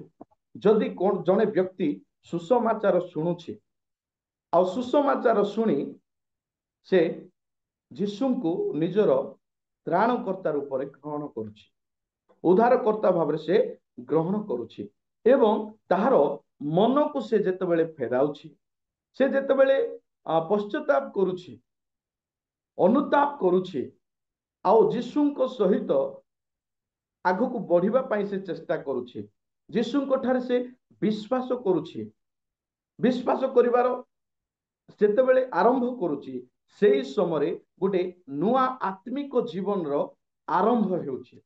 ଆଉ ସେଇ ସମୟରେ ସେ ଆଉ ଛୋଟ ଛୁଆ ହେଉଛି, ସେ ଜନ୍ମ ହେଉଛି, ଯାହାକି ଆମମାନଙ୍କ ପାଇଁ ଛୋଟ ଛୁଆ ବୋଲି କୁହାଯାଏ, ଯାହାକି ନୂତନ ଜନ୍ମ ଖ୍ରୀଷ୍ଟଙ୍କ ଠାରେ ସେ ହଉଛି। ବାଇବଲ ଆଧାରରୁ ଯଦି ଆମେ ଦେଖିବା ତେବେ ଯୋହନ 3 ପର୍ବ 3 ପଦକୁ ଯଦି ପଢିବା ତେବେ ପ୍ରଭୁଙ୍କ ବାକ୍ୟ ଆମମାନଙ୍କୁ ଶିକ୍ଷା ଦିଏ। ପଢି ସାହାଯ୍ୟ କରନ୍ତୁ ଯୋହନ ସୁସମାଚାର 3 ପର୍ବ 3 ପଦ। ଯୀଶୁ ତାଙ୍କୁ ଉତ୍ତର ଦେଲେ, ସତ୍ୟ ସତ୍ୟ ମୁଁ ତୁମ୍ଭକୁ କହୁଅଛି, ପୁନର୍ବାର ଜନ୍ମ ନହେଲେ କେହି ଈଶ୍ୱରଙ୍କ ରାଜ୍ୟ ଦେଖିପାରେ ନାହିଁ। ପୁନର୍ବାର ଜନ୍ମ ନହେଲେ କେହି ଈଶ୍ୱରଙ୍କ ରାଜ୍ୟ ଦେଖିପାରେ ନାହିଁ। ପୁନର୍ବାର ଜନ୍ମ ହେବାକୁ ପଡିବ। ପୁନର୍ବାର ଏଇଥିପାଇଁ ଲେଖାଗଲା, ଆମେ ତ ଥରେ ଜନ୍ମ ହେଇଛୁ, କିନ୍ତୁ ପରମେଶ୍ୱରଙ୍କର ବାକ୍ୟ ଅନୁସାରେ ପୁନର୍ବାର ଆମକୁ ଜନ୍ମ ହେବା ଆବଶ୍ୟକ ରହିଅଛି। ଏଣୁ ଯେତେବେଳେ ଆତ୍ମିକ ପରିପକ୍ୱ ହେବା ପାଇଁ ଆମକୁ ଶିଶୁ ଠାରୁ ହିଁ ବଡ ହେବା ପାଇଁ ହେଲେ ପ୍ରଥମେ ଜନ୍ମ ହେବାକୁ ପଡିବ। ଆଜି ଅନେକ ଲୋକ ସୁସମାଚାର ଦ୍ୱାରା ଜନ୍ମ ହେବାର ରହିଅଛି, କିନ୍ତୁ ଶୈତାନ ତାହାକୁ ଅଟକାଇବା ପାଇଁ ଚାହୁଁଛି। ଜନ୍ମ ହେବାର ରହିଅଛି, ଜନ୍ମ ହେଲେ ତ ଜଣେ ବୃଦ୍ଧି ପାଇପାରିବ, ବଢି ପାରିବ, ଜନ୍ମ ହେଲେ ତାହାକୁ ଜଣେ କେୟାର କରିପାରିବ। କିନ୍ତୁ ଶୈତାନ ଚାହୁଁଛି ଅନ୍ୟ ଲୋକମାନେ ଜନ୍ମ ନ ହୁଅନ୍ତୁ, ଆତ୍ମିକତାରେ ଜନ୍ମ ନ ହୁଅନ୍ତୁ। ଶୈତାନ ବହୁତ ଚେଷ୍ଟା କରେ। ଏଣୁ ପରମେଶ୍ୱର କଣ କରନ୍ତି, ଆତ୍ମିକତାର ଲୋକମାନେ ଯେପରି ଜନ୍ମ ହେଇ ବୃଦ୍ଧି ହୁଅନ୍ତି, ସେଇଥିପାଇଁ ମାତାର ଉଦରରେ ଗଢିବା ପୂର୍ବ ହିଁ ପରମେଶ୍ୱର ସେମାନଙ୍କ ପାଇଁ ଯୋଜନା କରିଥାନ୍ତି। ଶୈତାନ ଚାଲାକି ଭାବୁଛି, କିନ୍ତୁ ଶୈତାନ କିଛି କରିପାରିବନି। ତାଠାରୁ ବଡ ଯୋଜନା, ଭଲ ଯୋଜନା ପରମେଶ୍ୱର କରନ୍ତି।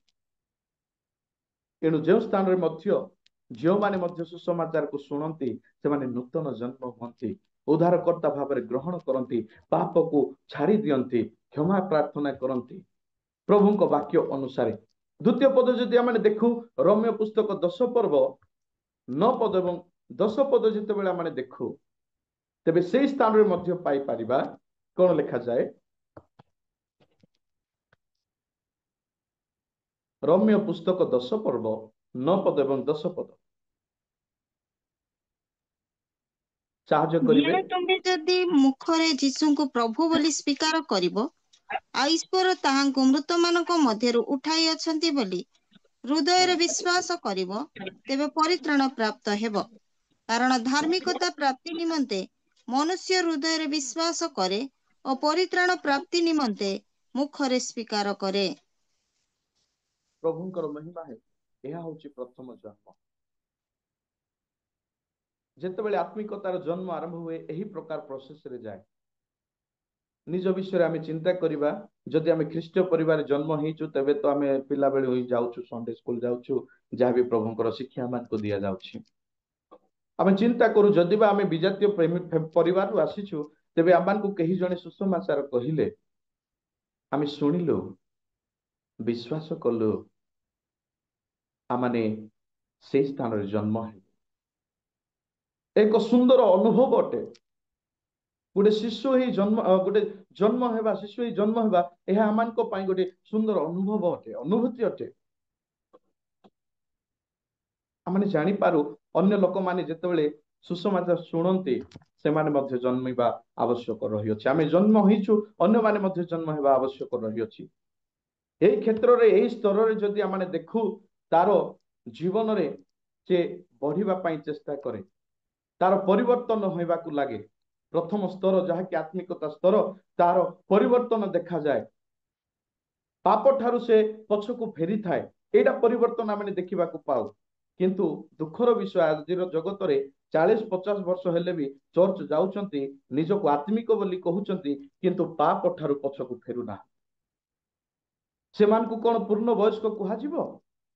ନାଇଁ, ସେମାନଙ୍କୁ ଆତ୍ମିକତାରେ ଜନ୍ମ ହେଇଥିବା ଶିଶୁ ମାତ୍ର ବୋଲି କୁହାଯିବ। ଆଜି ଅନେକ ଲୋକଙ୍କୁ ଏହା ଶୁଣି ଦୁଃଖ ଲାଗୁଥିବ, କିନ୍ତୁ ପାପ ଠାରୁ ପଛକୁ ଫେରୁନାହାନ୍ତି। କିନ୍ତୁ ଯିଏ ଶିଶୁ ଭାବରେ ଜନ୍ମ ହୁଏ, ପ୍ରଥମେ ସେ ପାପ ଠାରୁ ପଛକୁ ଫେରେ। ଏଣୁ ଯୀଶୁଙ୍କୁ ସେ ନିଜର ପ୍ରଭୁ ଆଉ ଉଦ୍ଧାରକର୍ତ୍ତା ବୋଲି ମାନେ ଏବଂ ସେ ନିଜର ପାପ ଠାରୁ କ୍ଷମାକୁ ପାଏ ଏବଂ ଏକ ନୂତନ ଆତ୍ମିକ ଜୀବନର ସେ ଆରମ୍ଭ କରେ। ଏହା ହେଉଛି ପ୍ରଥମ ସ୍ତର, ଯାହାକି ଆତ୍ମିକତାର ଜନ୍ମ ହେବାର ସ୍ତର। ଦ୍ୱିତୀୟ ସ୍ତର ତାହା ଅଟେ ଯାହା ଖ୍ରୀଷ୍ଟଙ୍କ ଠାରେ ଗୋଟିଏ ଶିଶୁ, ଖ୍ରୀଷ୍ଟଙ୍କ ଠାରେ ଜଣେ ଶିଷ୍ୟ ମାନେ ଶିଶୁ, ଯେମିତିକି ଗୋଟେ ପିଲା ଛୁଆ ସେ କଣ କରେ, ମାର କ୍ଷୀର ପିଇବା ପାଇଁ ସେ ଚେଷ୍ଟା କରେ ଏବଂ ମାର କ୍ଷୀର ପିଇ ସେ ବଢେ ଗୋଟେ ଶିଶୁ। ଠିକ ସେହି ପ୍ରକାର ଆତ୍ମିକ ରୂପରେ ନୂଆ ଭାବରେ ଯିଏ ଜନ୍ମ ହୁଏ ପ୍ରଭୁଙ୍କ ଠାରେ, ଆତ୍ମିକ କ୍ଷୀରର ତାହାକୁ ଆବଶ୍ୟକ ପଡେ। ଆଉ ସେଇ ଆତ୍ମିକ କ୍ଷୀର ତାହା ଅଟେ ଶିକ୍ଷା, ପ୍ରାର୍ଥନା ଆଉ ସହଭାଗିତା। ଦ୍ୱିତୀୟ ସ୍ତର, এই ତିନି ଗୋଟି ବିଷୟ ତାହା ନିମନ୍ତେ ଅତି ଆବଶ୍ୟକ ରହିଅଛି। ତା ନିମନ୍ତେ ଶିକ୍ଷା ଆବଶ୍ୟକ ରହିଅଛି, ତା ନିମନ୍ତେ ପ୍ରାର୍ଥନା ଆବଶ୍ୟକ ରହିଅଛି, ଆଉ ଭଲ ସହଭାଗିତା ମଧ୍ୟ ଆବଶ୍ୟକ ରହିଅଛି। এই ସ୍ଥାନରେ ସେ ବଢେ। ଶିଶୁ ଯେତେବେଳେ ହୁଏ ଧୀରେ ଧୀରେ ସେ ବଢେ, ଜନ୍ମ ହେଲା ପରେ ବଢେ, ସେ ବଢେ ଆଉ ଅନ୍ୟମାନଙ୍କ ଠାରୁ ସେ ସାହାଯ୍ୟ ଚାହେଁ, ତାହାକୁ ସାହାଯ୍ୟ ଆବଶ୍ୟକ ଅଟେ। ଶିଶୁକୁ ଯେପରି ଆମେ ସାହାଯ୍ୟ କରିଥାଉ ସବୁ ପରିସ୍ଥିତିରେ, ନିଜ ପିଲାମାନଙ୍କ ବିଷୟରେ ଆମେ ଚିନ୍ତା କରୁ, ସେମାନଙ୍କୁ ଗାଧେଇ ଦେବା, ଖୁଏଇ ଦେବା, ପରିଷ୍କାର କରିବା, ସେମାନେ ନିଜେ କିଛି କରିପାରନ୍ତି ନାହିଁ, ଆମେ ସେମାନଙ୍କୁ ସାହାଯ୍ୟ କରିଥାଉ, ସେମାନଙ୍କର ଯେପରି ଗ୍ରୋଥ ହେବ ସେଇଥିପାଇଁ ଆମେ ବହୁତ ସେମାନଙ୍କର କେୟାର ନେଇଥାଉ, ଆମମାନଙ୍କର ପର୍ସନାଲ କାମକୁ ଛାଡିକି ମଧ୍ୟ ବହୁତ ଇମ୍ପୋର୍ଟାନ୍ସ ସେମାନଙ୍କୁ ଆମେ ଦେଇଥାଉ। ଠିକ ସେହି ପ୍ରକାର ଦ୍ୱିତୀୟ ସ୍ତର, ଯାହାକି ଖ୍ରୀଷ୍ଟଙ୍କ ଠାରେ ଶିଶୁ ଭାବରେ ବୃଦ୍ଧି ପାଆନ୍ତି। এই ସ୍ତରରେ ଯେଉଁମାନେ ଅଛନ୍ତି ସେମାନେ ଜାଣିବା ଆବଶ୍ୟକ ଆମେ ଶିଶୁ ବୋଲି। ଯଦି ଆତ୍ମିକତାରେ ପରିପକ୍ୱ ହଉଛୁ ବୋଲି ଜାଣୁଛନ୍ତି, ତେବେ ଆତ୍ମିକତାରେ ପରିପକ୍ୱ କେମିତି ହେବେ, କେମିତି ବୁଝିବେ? ଆଜି ଆମେ ପ୍ରାର୍ଥନାରେ ରହୁଛୁ ତ, ଆତ୍ମିକ ସହଭାଗିତାରେ ଅଛୁ ତ, ଶିକ୍ଷାକୁ ଭଲରେ ଗ୍ରହଣ କରୁଛୁ ତ? ଜନ୍ମ ତ ହେଉଛୁ, କିନ୍ତୁ ଜନ୍ମ ହେଲା ପରେ ଶିଶୁ ଭାବରେ ଆସିବାଟା ବହୁତ କଷ୍ଟ। ଖ୍ରୀଷ୍ଟିଆନ ତ ହଉଛୁ, ବିଶ୍ୱାସୀ ତ ହଉଛୁ, ଯୀଶୁଙ୍କୁ ତ ଗ୍ରହଣ କରୁଛୁ, ଉଦ୍ଧାରକର୍ତ୍ତା ବୋଲି ତ ମାନୁଛୁ, ତେବେ ପ୍ରାର୍ଥନା ଜୀବନ କାଟୁଛୁ ତ? ଖ୍ରୀଷ୍ଟୀୟ ସହଭାଗିତାରେ ରହୁଛୁ ତ? ଖ୍ରୀଷ୍ଟୀୟ ଶିକ୍ଷାରେ ବଢୁଛୁ ତ? ଯଦି ଏଇଠି ଅଛୁ, ତେବେ ଜାଣିବା ହଁ ଆମେ ଦ୍ୱିତୀୟ ସ୍ତରରେ ଆମେ ପହଞ୍ଚିଛୁ। ଯଦି ନାହିଁ, ତେବେ କିଛି ଭୁଲ ଅଛି ବଢିବାରେ। ଯେମିତି ଛୁଆ ବଢେ ନାହିଁ, ତାହାକୁ ସିଧାସଳଖ ସ୍ପେଶାଲିଷ୍ଟ ପାଖକୁ ନିଆଯାଏ, କିଛି ଗୋଟେ ଭୁଲ ଥିବା ହେତୁ ସେ ବଢି ପାରୁନି। ଠିକ ସେମିତି କିଛି ଗୋଟେ ରଙ୍ଗ ଥିବ, ଏଣୁ ନିଜକୁ ଆମେ ତାହା ନିଜ ଭିତରେ ସେଇ ଭୁଲକୁ ଆମେ ଦେଖିବା ବା ଖୋଜିବା। ପ୍ରଥମ ପିତର ଯେତେବେଳେ ଆମେ ପାଠ କରୁ 2 ପର୍ବ 2 ପଦ, ଏ ଦ୍ୱିତୀୟ ସ୍ତର ବିଷୟରେ ଆମେ ତାହା ଜାଣିବାକୁ ପାଉ। ପରି ସାହାଯ୍ୟ କରିବେ ପ୍ରଥମ ପିତର 2 ପର୍ବ 2 ପଦ। ତାହା ହେଲେ ସମସ୍ତ ପ୍ରକାର ଦୁଷ୍ଟତା, ଛଳ, ହିଂସା ଓ ପରନିନ୍ଦା ପରିତ୍ୟାଗ କରି ନବଜାତ ଶିଶୁ ତୁଲ୍ୟ ପାରମାର୍ଥିକ ଅମିଶ୍ରିତ ଦୁଗ୍ଧ ପାନ କରିବାକୁ ଇଚ୍ଛା କର, ଯେପରି ତ ଦ୍ୱାରା ପରିତ୍ରାଣାର୍ଥେ ବୃଦ୍ଧି ପାଇପାର।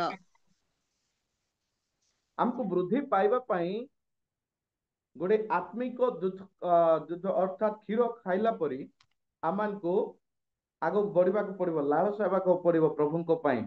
କେତେବେଳେ ଟିକେ ପ୍ରାର୍ଥନା କରିବି, କେତେବେଳେ ଟିକେ ସହଭାଗିତାରେ ଯିବି, କେତେବେଳେ ମତେ ଟିକେ ପ୍ରଭୁଙ୍କର ଶିକ୍ଷା ମତେ ଟିକେ ଦରକାର, ଉତ୍ସାହିତ ସେ ହବ। ପିଲା କ୍ଷୀର ପାଇଁ କେମିତି କାନ୍ଦୁଥିବ କହିଲେ, ମୋର ପୁଅ ଝିଅ ଅଛନ୍ତି ମୁଁ ଜାଣିଛି। ଆମେ ସେମିତି ଲାଳସା ହେବାର ଅଛି, ଲାଳାୟିତ ହେବାର ଅଛି ପ୍ରଭୁଙ୍କ ପାଇଁ। ହଉଛୁ କି? କାହାକୁ କହିବାନି, ନିଜକୁ ଆମେ ପଚାରିବା, ନିଜକୁ ଆମେ ପରୀଖିବା। ମୁଁ ଆଜି ପ୍ରଭୁଙ୍କ ପାଇଁ କେତେ ଲାଳାୟିତ, ପ୍ରଭୁଙ୍କର ଶିକ୍ଷା ପାଇଁ କେତେ ଲାଳାୟିତ, ପ୍ରାର୍ଥନା ପାଇଁ ମୁଁ କେତେ ଲାଳାୟିତ, ଉତ୍ତମ ସହଭାଗିତା, ପ୍ରଭୁଙ୍କର ସହଭାଗିତା ପାଇଁ ମୁଁ କେତେ ଲାଳାୟିତ। ଏଇଟା ହଉଛି ଦ୍ୱିତୀୟ ସ୍ତର। ଏଭ୍ରି ପୁସ୍ତକ 5 ପର୍ବ 12 ପଦ ଏବଂ 13 ପଦ ଯଦି ପଢୁ, ସେଇଠି ଦେଖାଯାଏ ଶିଶୁ ତାକୁ ଏବେ ବି କ୍ଷୀରର ଆବଶ୍ୟକ ପଡେ।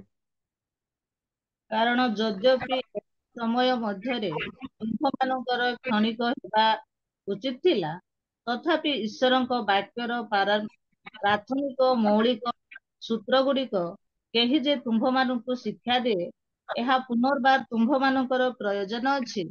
ଗୁରୁପାକ ଖାଦ୍ୟ ପ୍ରୟୋଜନ ନ ହୋଇ ଦୁଗ୍ଧ ତୁମ୍ଭମାନଙ୍କର ପ୍ରୟୋଜନ। ଯେ ଯୁଗ୍ଧ ପାଏ ସେ ତ ଧାର୍ମିକତାର ବାକ୍ୟ ବିଷୟରେ ଅଭ୍ୟସ୍ତ ନୁହେଁ, କାରଣ ସେ ଶିଶୁ ମାତ୍ର। ଗୁରୁପାକ ଖାଦ୍ୟ ତାକୁ ଆବଶ୍ୟକ ନାହିଁ, ଜୀର୍ଣ୍ଣ କରିପାରିବ ନାହିଁ। ଛୋଟ ଛୁଆକୁ ଯଦି ଗୁରୁପାକ ଖାଦ୍ୟ ଦେବେ ଜୀର୍ଣ୍ଣ କରିପାରିବ ନାହିଁ। ଛୋଟ ଛୁଆକୁ ଯେଉଁ ଖାଦ୍ୟ ଆବଶ୍ୟକ ତାହା ହିଁ ଦିଆଯାଏ। ଏଣୁ ଏହି ସମୟରେ ଆମମାନଙ୍କୁ ସେହି ଶିକ୍ଷା ଦରକାର, ପ୍ରଭୁଙ୍କ ଶିକ୍ଷା, ଯାହା ଆମମାନଙ୍କ ପାଇଁ ସେହି ସମୟରେ ଆବଶ୍ୟକ, ତାହା ଆବଶ୍ୟକ, ତାହା ହିଁ ଦିଆଯିବା ଦରକାର। ଏବଂ ସେହି ପ୍ରକାର ସହଭାଗିତା ପ୍ରାର୍ଥନା ଆମମାନଙ୍କ ପାଖରେ ରହିବା ଆବଶ୍ୟକ ରହିଅଛି। ତାହାକୁ ଅଧିକ ମୁଁ ବିଶ୍ଳେଷଣ କରୁନି, ତର୍ଜମା କରୁନାହିଁ, ସର୍ଟ କରି ମୁଁ ସରାଇବା ପାଇଁ ଚେଷ୍ଟା କରୁଛି। ଏଣୁ ଏହି ପ୍ରକାର ବିଶ୍ୱାସୀ ଅର୍ଥାତ୍ ଏହି ପ୍ରକାର ଭାବରେ ଆତ୍ମିକତା ଶିଶୁ ଯେତେବେଳେ ମାନେ ଦେଖୁ, ତା ପାଖରେ ଗୋଟେ ନୂତନ ଉତ୍ସାହ ଥାଏ। ପ୍ରଭୁଙ୍କୁ ଜାଣିଲା ପରେ, ଉଦ୍ଧାରକର୍ତ୍ତା ଭାବରେ ଗ୍ରହଣ କଲା ପରେ ନୂଆ ନୂଆ ଚର୍ଚ୍ଚ ଯିବା, ସହଭାଗିତାରେ ରହିବା, ପ୍ରାର୍ଥନାରେ ନୂଆ ନୂଆ ବଢିବା, କେତେ ଉତ୍ସାହ ଥିବ। ଭାବି ଦେଖନ୍ତୁ, ଯେତେବେଳେ ଆପଣ ମାନେ ପ୍ରଭୁଙ୍କୁ ପାଇଲେ ନୂଆ ନୂଆ, ତାପରେ ଆପଣ ମାନଙ୍କର ଜୀବନ କେମିତି ଥିଲା। ପ୍ରାର୍ଥନା ନ କଲେ ରହିପାରୁ ନଥିଲେ, ପ୍ରଭୁଙ୍କର ଶିକ୍ଷା ବାକ୍ୟ ନ ପଢିଲେ ନ ଶୁଣିଲେ ରହିପାରୁ ନଥିଲେ, ପ୍ରଭୁଙ୍କର ସହଭାଗିତାରେ ନ ଗଲେ ରହିପାରୁ ନଥିଲେ। ଚିନ୍ତା କରନ୍ତୁ, ଉତ୍ସାହିତ ହୁଅନ୍ତୁ। ଆଜି କଣ ଆମେ ଉତ୍ସାହିତ ଅଟୁ କି? କିମ୍ବା କିଏ ଆମକୁ ବାଧ୍ୟ କରୁଛି? ଆମେ ବାଧ୍ୟ ବାଧକତା ହେତୁ ପ୍ରଭୁଙ୍କ ଶିକ୍ଷା ଗ୍ରହଣ କରୁଛୁ, ବାଧ୍ୟ ବାଧକତା ହେତୁ ଆମେ ପ୍ରାର୍ଥନା କରୁଛୁ, ବାଧ୍ୟ ବାଧକତା ହେତୁ କଣ ଆମେ ସଂଗତିରେ ସହଭାଗିତା ହଉଛୁ? ବାଧ୍ୟ ବାଧକତାରେ ନୁହେଁ, ଆମେ ସ୍ୱ ଇଚ୍ଛାରେ ଆମେ ହେବା ଆବଶ୍ୟକ। ଉତ୍ସାହର ସହିତ ଆମେ ଶିକ୍ଷାରେ ବଢିବା ଆବଶ୍ୟକ ରହିଅଛି। ଆତ୍ମିକ ରୂପରେ ଯଦି ଏମାନଙ୍କୁ ଆମେ ଦେଖୁ, ଏମାନେ କମଜୋର ଅଟନ୍ତି, ଆତ୍ମିକ କ୍ଷେତ୍ରରେ ଟିକେ ଦୁର୍ବଳ ଏମାନେ ଅଟନ୍ତି। ଦ୍ୱିତୀୟ ସ୍ତରର ଲୋକମାନେ ଦୁର୍ବଳ ଅଟନ୍ତି। ସେମାନଙ୍କୁ ଆବଶ୍ୟକ ରହିଛି ଭଲ ବାଳକ ମାନଙ୍କର, ଯୋଉମାନେ କି ଭଲ ଶିକ୍ଷା ଦେଇ ସେମାନଙ୍କୁ ଆଗକୁ ନେବେ, ଯୋଉମାନେ କି ଭଲ ମାର୍ଗଦର୍ଶନ ଦେଖେଇବେ, ସେମାନଙ୍କର ଆବଶ୍ୟକ ରହିଅଛି। ଆଉ ପ୍ରଭୁଙ୍କର ଗୋଟେ ଖ୍ରୀଷ୍ଟୀୟ ସହଭାଗିତାର ମଧ୍ୟ ସେମାନଙ୍କୁ ଆବଶ୍ୟକ ରହିଅଛି। ଆଉ ଆତ୍ମିକ ବିଷୟରେ ଶିଖେଇବା ପାଇଁ ସେମାନଙ୍କୁ ଫାଉଣ୍ଡେସନରେ ରହିବା ଆବଶ୍ୟକ ରହିଅଛି। ତୃତୀୟ ସ୍ତର ମୁଁ ଆପଣମାନଙ୍କ ସମ୍ମୁଖରେ କହିବା ପାଇଁ ଚାହେଁ, ଆତ୍ମିକ ବାଳକ। ଆତ୍ମିକ ବାଳକ, ଯାହା ଏହି ସ୍ତର ଗୋଟେ ବିଶ୍ୱାସୀ ବା ଜଣେ ବ୍ୟକ୍ତି ପରମେଶ୍ୱରଙ୍କୁ ସେ ଜାଣିବାରେ ବଢୁଥିବ, ଭଲରେ ଜାଣିବା ପାଇଁ ସେ ଚେଷ୍ଟା କରୁଥିବ, ବଢୁଥିବ। ସେ ବାଇବଲ ଅନୁସାରେ, ପବିତ୍ର ବାଇବଲ ଅନୁସାରେ ସେ ବୁଝିବା ପାଇଁ ଆରମ୍ଭ କରେ, ଜାଣିବା ପାଇଁ ଆରମ୍ଭ କରେ, ବୁଝିବା ପାଇଁ ଆରମ୍ଭ କରେ। ଆଉ ପ୍ରଭୁଙ୍କର ଯେଉଁ ବାକ୍ୟର ଭାଷାକୁ ସେ ବ୍ୟବହାର କରିବାକୁ ଲାଗେ, ଯାହା ସେ ଶିଖିଛି ତାହା କହିବା ପାଇଁ ସେ ଲାଗେ। ଯେମିତି ପିଲା ଯେତେବେଳେ ବାଳକ ଅବସ୍ଥାକୁ ଆସେ, ସେଇ ସମୟରେ ଗୋଟେ ଗୋଟେ ୱାର୍ଡ କହିବା ପାଇଁ ସେ ଚେଷ୍ଟା କରେ, ମା, ବାପା, ଏଇ ପ୍ରକାର ସେ ଚେଷ୍ଟା କରିଥାଏ। आत्मिकतारे एही प्रकार से वृद्धि हेइथाय आउ प्रभुंकर सेवा पाई उत्साहित से ता जीवन रे आसीथाय प्रभुंकर सेवा पाई उत्साहित आसीथाय किंतु से माने कोन हेइतांती भावनात्मक मध्य हेइतांती आउ आत्मिक रूप रे मध्य से माने अस्थिर हेकि तांती ए पर्यंत स्थिर ना बालक हेबा गोटे आत्मिक बालक पर्यंत पहुंचला परे भी से माने अस्थिर ही थांती आत्मिक क्षेत्र में भावनात्मक अनुसार से माने स्थिर न थांती अस्थिर थांती बाइबल अनुसार जदि आमे देखु प्रथम कोरिन्थियो 3 पर्व 1 पद रु 3 पद पर्यंत जदि आमे पाठ करू तेबे प्रेरित पाउलो ताहा वर्णना करंती जे से माने की प्रकार अस्थिर कोन परि सहाय्य करंतु शीघ्र ମାନେ ମୋ ଆତ୍ମିକ ମନା ଲୋକମାନଙ୍କୁ କହିଲା ପରେ ତୁମ୍ଭମାନଙ୍କୁ କହିପାରିଲି ନାହିଁ, କିନ୍ତୁ ଶାରୀରିକ ଲୋକମାନଙ୍କୁ ଓ ଖ୍ରୀଷ୍ଟଙ୍କ ଠାରେ ଶିଶୁମାନଙ୍କୁ କହିଲା ପରି ତୁମ୍ଭମାନଙ୍କୁ କହିଲି। ମୁଁ ତୁମ୍ଭମାନଙ୍କୁ ଦୁଗ୍ଧପାନ କରାଇ ଅନ୍ୟ ଖାଦ୍ୟ ଦେଲି ନାହିଁ, କାରଣ ତୁମ୍ଭେମାନେ ତାହା ଗ୍ରହଣ କରିବାକୁ ସମର୍ଥ ନଥିଲ, ଆଉ ଏବେ ମଧ୍ୟ ସମର୍ଥ ହୋଇନାହ। ଯେଣୁ ଏପର୍ଯ୍ୟନ୍ତ ତୁମ୍ଭେମାନେ ଶାରୀରିକ ଅଟ, କାରଣ ଯେତେବେଳେ ତୁମ୍ଭମାନଙ୍କ ମଧ୍ୟରେ ଈର୍ଷା ଓ ବିବାଦ ରହିଅଛି, ତୁମ୍ଭେମାନେ କି ଶାରୀରିକ ନୁହଁ ଓ ମନୁଷ୍ୟର ସ୍ୱଭାବ ଅନୁସାରେ କି ଆଚରଣ କରୁନାହ। ଏଠି ଆମେ ଦେଖୁଛୁ ଈର୍ଷା ବିବାଦ ରହିଅଛି ଆତ୍ମିକ ବାଳକ ପ୍ରଭୁଙ୍କ ବାକ୍ୟକୁ ଜାଣନ୍ତି ବାଇବଲ ଅନୁସାରେ ସେମାନେ ଟିକେ ବୁଝନ୍ତି ବାକ୍ୟକୁ ବୁଝନ୍ତି ଅନ୍ୟମାନଙ୍କୁ ତାର ଭାଷା ବ୍ୟବହାର କରନ୍ତି ଯାହା ଶିଖିଛନ୍ତି ତାହା ଟିକେ କହିବା ପାଇଁ ଆରମ୍ଭ କରନ୍ତି ସେମାନେ ଉତ୍ସାହିତ ଅଟନ୍ତି କିନ୍ତୁ ଭାବନାତ୍ମକ ଏବଂ ଆତ୍ମିକ ରୂପରେ ସେମାନେ ଅସ୍ଥିର ଅଟନ୍ତି ଏହା ପ୍ରଭୁଙ୍କର ବାକ୍ୟ କହୁଛି ତାର ଅର୍ଥ ଏବେ ମଧ୍ୟ ତାଙ୍କ ଭିତରେ ଈର୍ଷା ଅଛି ଏବେ ମଧ୍ୟ ଆଉ କଣ ଅଛି ନିନ୍ଦା ଅଛି କଣ ଏବେ ବି ଆମମାନଙ୍କ ଜୀବନରେ ତାହା ଅଛି କି ତେବେ ଅଛି ଆତ୍ମିକ ବାଳକ ସ୍ତରରେ ଅଛୁ ଆମେ ମଣ୍ଡଳୀରେ ଯଦି ଆଜି ଦେଖୁ ଈର୍ଷା ନିନ୍ଦା ବହୁତ ବିଷୟ ଅଛି ଆମେ କହିବା ନାହିଁ ସେଇଟା ନିଜେ ଆମେ ଅନୁଭବ କରୁ ନିଜେ ଦେଖୁ ତେବେ ଆମେ ପୂର୍ଣ୍ଣ ବୟସ୍କ ହେଇନୁ ମଣ୍ଡଳୀ ଗୁଡାକରେ ପଦବୀ ପାଇଁ ନିନ୍ଦା ଅପମାନ ବିଭିନ୍ନ ବିଷୟ ରହିଅଛି ଆପଣ ମାନେ ସମ୍ପୂର୍ଣ୍ଣ ବୁଝୁଛନ୍ତି ତେବେ ପ୍ରଭୁଙ୍କ ବାକ୍ୟ ଅନୁସାରେ ଆମେ ଏବେ ବି ବାଳକ ଶିଶୁ କରିଅଛୁ ପ୍ରଭୁଙ୍କ ବାକ୍ୟରୁ ଆମେ ତାହା ବୁଝୁଛୁ ଏଇଟା ହଉଛି ତୃତୀୟ ସ୍ତର ଏଫେସୀୟ ପୁସ୍ତକ 4 ପର୍ବ 14 ପଦ ଯଦି ପଢୁ ସେହି ସ୍ଥାନରେ ମଧ୍ୟ ଆମେ ଦେଖିବାକୁ ପାଉ ଯେପରି ଆମ୍ଭେମାନେ ଆଉ ଶିଶୁ ପରି ନ ହୋଇ ମନୁଷ୍ୟମାନଙ୍କର ସଠତା ଓ ଭ୍ରାନ୍ତିଯୁକ୍ତ କଳ୍ପନା ଅନୁସାରେ ଦ୍ରୁତତା ଦ୍ୱାରା ବିଭିନ୍ନ ଶିକ୍ଷାରୂପ ବାୟୁରେ ଇତସ୍ଥିତ ଚାଳିତ ନ ହେଉ କିନ୍ତୁ ସତ୍ୟ ଅବଲମ୍ବନ କରି ମସ୍ତକ ସ୍ୱରୂପ ଯେ ଖ୍ରୀଷ୍ଟ ତାହାଙ୍କ ଉଦ୍ଦେଶ୍ୟରେ ସର୍ବ ବିଷୟରେ ପ୍ରେମରେ ବୃଦ୍ଧି ପାଉ ଆମେ ଆଉ ପିଲା ପରି ହେବା ନାହିଁ ପିଲା ପରି ଯଦି ହେବା ବିଭିନ୍ନ ଲୋକ ବିଭିନ୍ନ ଶିକ୍ଷା ଦେଇକି ଇତସ୍ତତ କରିଦେବେ ବୁଝିବାକୁ ପଡିବ ଜାଣିବାକୁ ପଡିବ ସବୁ ଶିକ୍ଷା ଯେଉଁ ସମସ୍ତ ଇତସ୍ତତ ଆସୁଛି ସବୁ ଶିକ୍ଷାର ଯୋଉ ବିଶୃଙ୍ଖଳା ଆସୁଛି ଆଜି ଲୋକମାନେ ଅସ୍ଥିର ହେବାର କାରଣ କଣ ସ୍ଥିରତା କାହିଁକି ନାହାନ୍ତି ମଣ୍ଡଳୀ ଭାଙ୍ଗିବାର କାରଣ କଣ ସହଭାଗିତା ଭାଙ୍ଗିବାର କାରଣ କଣ ଏକତା ଭାଙ୍ଗିବାର କାରଣ କଣ ସାମର୍ଥ୍ୟ ନାହାନ୍ତି ପ୍ରଭୁଙ୍କ ବାକ୍ୟ ଅନୁସାରେ ସେମାନେ ତୃତୀୟ ସ୍ତରରେ ଅଛନ୍ତି ସେମାନେ ଆତ୍ମିକ ଜୀବନ ସେମାନଙ୍କୁ ଆଉ ବଢିବାର ରହିଅଛି ନିଜକୁ ସେହି ସ୍ଥାନରେ ପରଖନ୍ତୁ ମୋ ଦ୍ୱାରା ତାହା ହେଉନାହିଁ ତ ମୁଁ ଅସ୍ଥିର ଭାବରେ ନାହିଁ ତ ବିଭିନ୍ନ ଶିକ୍ଷାରେ ମୁଁ ପଢୁନାହିଁ ତ ବିଭିନ୍ନ ଶିକ୍ଷାର ଅସଙ୍ଗତ ଶିକ୍ଷାରେ ମୁଁ ଯାଇନି ତ ନିଜକୁ ପଚାରନ୍ତୁ ଆଜି ଏହି ବିଷୟ ଆତ୍ମିକ ବାଳକର ଗୋଟେ ଗୋଟେ ଚିହ୍ନ ସ୍ତର ଯେତେବେଳେ ଜୀବନରେ କଠିନ ଆସିବ ଶୀଘ୍ର ନିରାଶ ହେଇଯିବ ଶିଶୁ ଆଉ ବାଳକ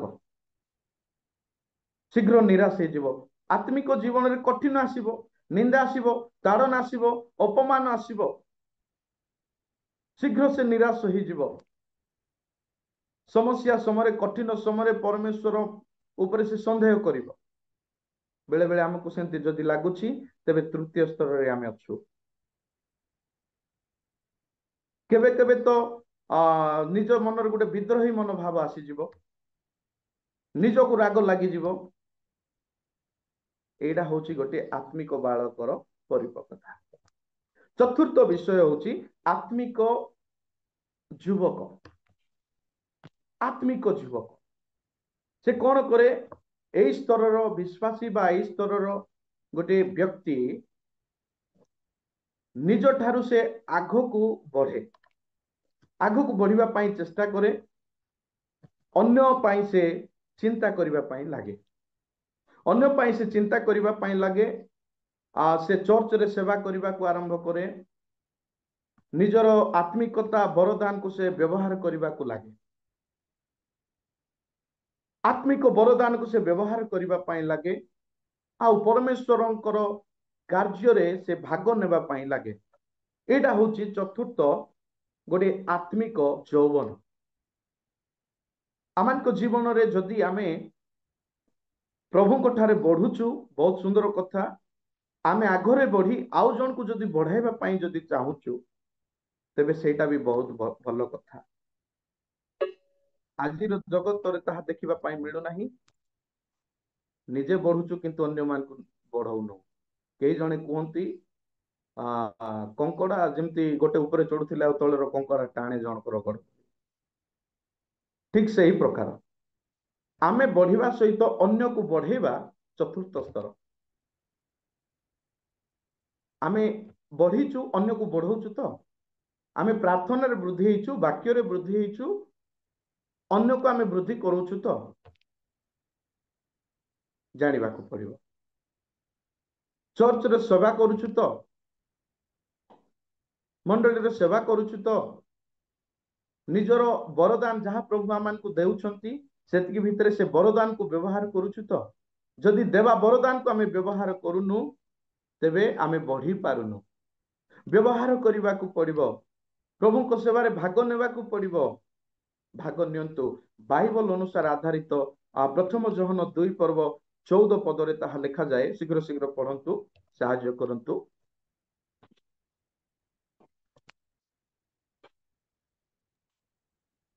प्रथम जोहन 2:14 पद। वत्सगण मु तुम्भ मानक निकट को लेखिली कारण तुम्भे माने पिता को जानिअछ। हे पितृगण मु तुम्भ मानक निकट को लेखिली कारण जे आद्यरु अछंती ताहांकु तुम्भे माने जानिअछ। हे युवक माने मु तुम्भ मानक निकट को लेखिली कारण तुम्भे माने बलवान पुणे ईश्वरंक वाक्य तुम्भ मानक ठारे अछि व तुम्भे माने पापात्मा को जय करिअछ। ईश्वरंक वाक्य तुम ठारे अछि। तुमे युवक, तुमे सामर्थ्य ठ प्रभु को वाक्य अछि। तुमे जाई पारिबो, जन को कहि पारिबो, जन को उठेई पारिबो। वाक्य तुम मान को मध्य रे अछि। तुमे जय करि पारिबो। काहे कि जवान अवस्था, यंग अवस्था, हां जौवन अवस्था रो बळ टिके अलगा। तुमे करि पारिबो। आज अनेक युवा युवती अछंती प्रभुଙ୍କର सेवा पाई बाहरु ना। विभिन्न युवा युवती पाई विभिन्न चिंता रही, विभिन्न जॉब करबा पाई, किंतु प्रभुଙ୍କର सेवा पाई केते जण बाहर छंती युवक। केते जण काम उत्साह करूछ। धीरे धीरे धीरे धीरे कमीबा को लागुछ। एठी हमें देखू कहा जाउछे जो माने सामर्थ्य अटंती, जो मान को पाखरे परमेश्वरंकर वाक्य रही अछि, से माने जय करि पारिबे, से माने बढ़ी पारिबे, अन्य मान को उठेई पारिबे, प्रभु को सेवा करि पारिबे। आपण माने जदि स्तर रे अछंती सुजोग को हाथ छोड़ा करंतु नाही। जेमिति कि जौवन अवस्था रे जौवनर कार्य सुजोग को जदि छाड़ी देले वृद्ध हेले सेटा जौवन अवस्थार कार्य करि पारिबेनी। ठीक सही प्रकार आत्मिक क्षेत्र रे जौवन अवस्था रे जदि आपण अछंती तेबे प्रभु को सेवा पाई बढ़ंतु, परिश्रम करंतु, जड़ित होंतु, कार्य करंतु। एफिसियो पुस्तक 4 पर्व 13 ପଦ ଯଦି ଆମେ ପଢିବା, ମୁଁ ଶୀଘ୍ର ସରେଇବି, ଆଉ ଗୋଟିଏ ସ୍ତର ମୁଁ କହି ସମାପ୍ତ କରିବି। ଶେଷରେ ଯେପରି ଆମ୍ଭେମାନେ ସମସ୍ତେ ଓ ଈଶ୍ୱରଙ୍କ ପୁତ୍ର ବିଷୟକ ଜ୍ଞାନରେ ଏକତା ପ୍ରାପ୍ତ ହେଉ, ଅର୍ଥାତ୍ ଖ୍ରୀଷ୍ଟଙ୍କ ପୂର୍ଣ୍ଣତାର ପରିମାଣ ଅନୁସାରେ ପୂର୍ଣ୍ଣ ବୟସ୍କ ପୁରୁଷ ହେଉ। ପ୍ରଭୁଙ୍କର ବାକ୍ୟ ଲେଖା ହେଇଛି, ସେଇ ପର୍ଯ୍ୟନ୍ତ ସମସ୍ତ ବିଶ୍ୱାସୀ, ସମସ୍ତ ବ୍ୟକ୍ତି ଯେ ପରମେଶ୍ୱରଙ୍କର ପୁତ୍ରକୁ ଜାଣିବା ଦ୍ୱାରା ସମସ୍ତେ ଏକ ହେବାକୁ ପଡିବ। ପାତର ଅନ୍ତର ଆମମାନଙ୍କ ପାଖରେ ନ ରହୁ, ଆମମାନଙ୍କୁ ଏକ ହେବାକୁ ପଡିବ, ବଢିବାକୁ ପଡିବ, ପୂର୍ଣ୍ଣ ବୟସ୍କ ହେବାକୁ ପଡିବ। ସେଇଥିପାଇଁ ଆମକୁ ଏଇ ସମସ୍ତ କାର୍ଯ୍ୟ କରିବାକୁ ପଡିବ। ୟଙ୍ଗ ହେଇକି ତ ରହିପାରିବା ନାହିଁ, ଆମକୁ ତ ବଢିବାକୁ ପଡିବ। ଏଣୁ ସେବା ମଧ୍ୟରେ ସେ ଆଗକୁ ବଢେ ଆତ୍ମିକ କ୍ଷେତ୍ରରେ। ଆଉ ସେ କଣ କରେ, ସେ ଅନ୍ୟମାନଙ୍କୁ ଶିଷ୍ୟ ବନାଏ। ଆଉ ତଥାପି ମଧ୍ୟ ତାକୁ ଆହୁରି ଶିଖିବାର ରହିଛି। ଏବେ ବି ଯୌବନ ଅବସ୍ଥା ହେଲେ ମଧ୍ୟ ତାକୁ ଶିଖିବାର ଆବଶ୍ୟକତା ରହିଅଛି। ଆଉ ସେମାନେ ବି ବହୁତ ଉତ୍ସାହିତ ହୁଅନ୍ତି। ବେଳେ ବେଳେ ଅନୁଭବର କମ ସେମାନଙ୍କ ପାଖରେ ଥାଏ। ଅନୁଭବ ଯୌବନ ଅବସ୍ଥାରେ ଅନୁଭବ ସେତେ ନଥାଏ, ଅନୁଭବ କମ ଥାଏ। ସେଇଥିପାଇଁ ଅନୁଭବ କମ ଥିବା ହେତୁ ସେମାନେ ବେଳେ ବେଳେ ଭୁଲ ମଧ୍ୟ କରିପାରନ୍ତି ୟଙ୍ଗ ଅବସ୍ଥାରେ। ତ ସେଇ ପ୍ରକାର ତାହାକୁ ଏବେ ବି ଆହୁରି ବି ମାର୍ଗଦର୍ଶନର ଆବଶ୍ୟକ ରହିଅଛି, ଆଉ ପ୍ରଶିକ୍ଷଣର ଆବଶ୍ୟକ ମଧ୍ୟ ରହିଅଛି। ଏଇଟା ହଉଛି 4 ସ୍ତର, ଯାହାକି ଆତ୍ମିକ ଯୁବକ। ପଞ୍ଚମ ସ୍ତର, ଶେଷ ସ୍ତର ମୁଁ କହି ସମାପ୍ତ କରିବା ପାଇଁ ଚାହେଁ, ଆତ୍ମିକ ବୟସ୍କ ଲୋକ, ଯାହାକି ପରିପକ୍व ବ୍ୟକ୍ତି। ଆତ୍ମିକ ବୟସ୍କ ସମ୍ପୂର୍ଣ୍ଣ ରୂପେ ସେ କଣ ହେଇଥାଏ, ପରିପକ୍ව ହେଇଥାଏ। ସେ ପରିପକ୍ව ହେଇଥାଏ, ସେ ଶିଷ୍ୟ ବନେଇବାରେ ଲାଗି ପଡିଥାଏ। ତା ଦ୍ୱାରା ଅନେକ ଲୋକ ପ୍ରଭୁଙ୍କୁ ଜାଣନ୍ତି, ଅନେକ ଲୋକ ପ୍ରଭୁଙ୍କର ସେବାରେ ମଧ୍ୟ ସେମାନେ ଆସନ୍ତି। ଏହି ପ୍ରକାର ଅନ୍ୟମାନଙ୍କୁ ମଧ୍ୟ ସେମାନେ ଶିଖାନ୍ତି। ଅନ୍ୟମାନଙ୍କର ସେମାନେ ଗୋଟିଏ ଗୋଟେ ପାଳ କହନ୍ତି ବା ନେତୃତ୍ୱ ସେମାନେ ନିଅନ୍ତି, ଆଉ ଅନ୍ୟମାନଙ୍କୁ ନେତୃତ୍ୱ ନେବା ନିମନ୍ତେ ବନାନ୍ତି ସେମାନଙ୍କୁ।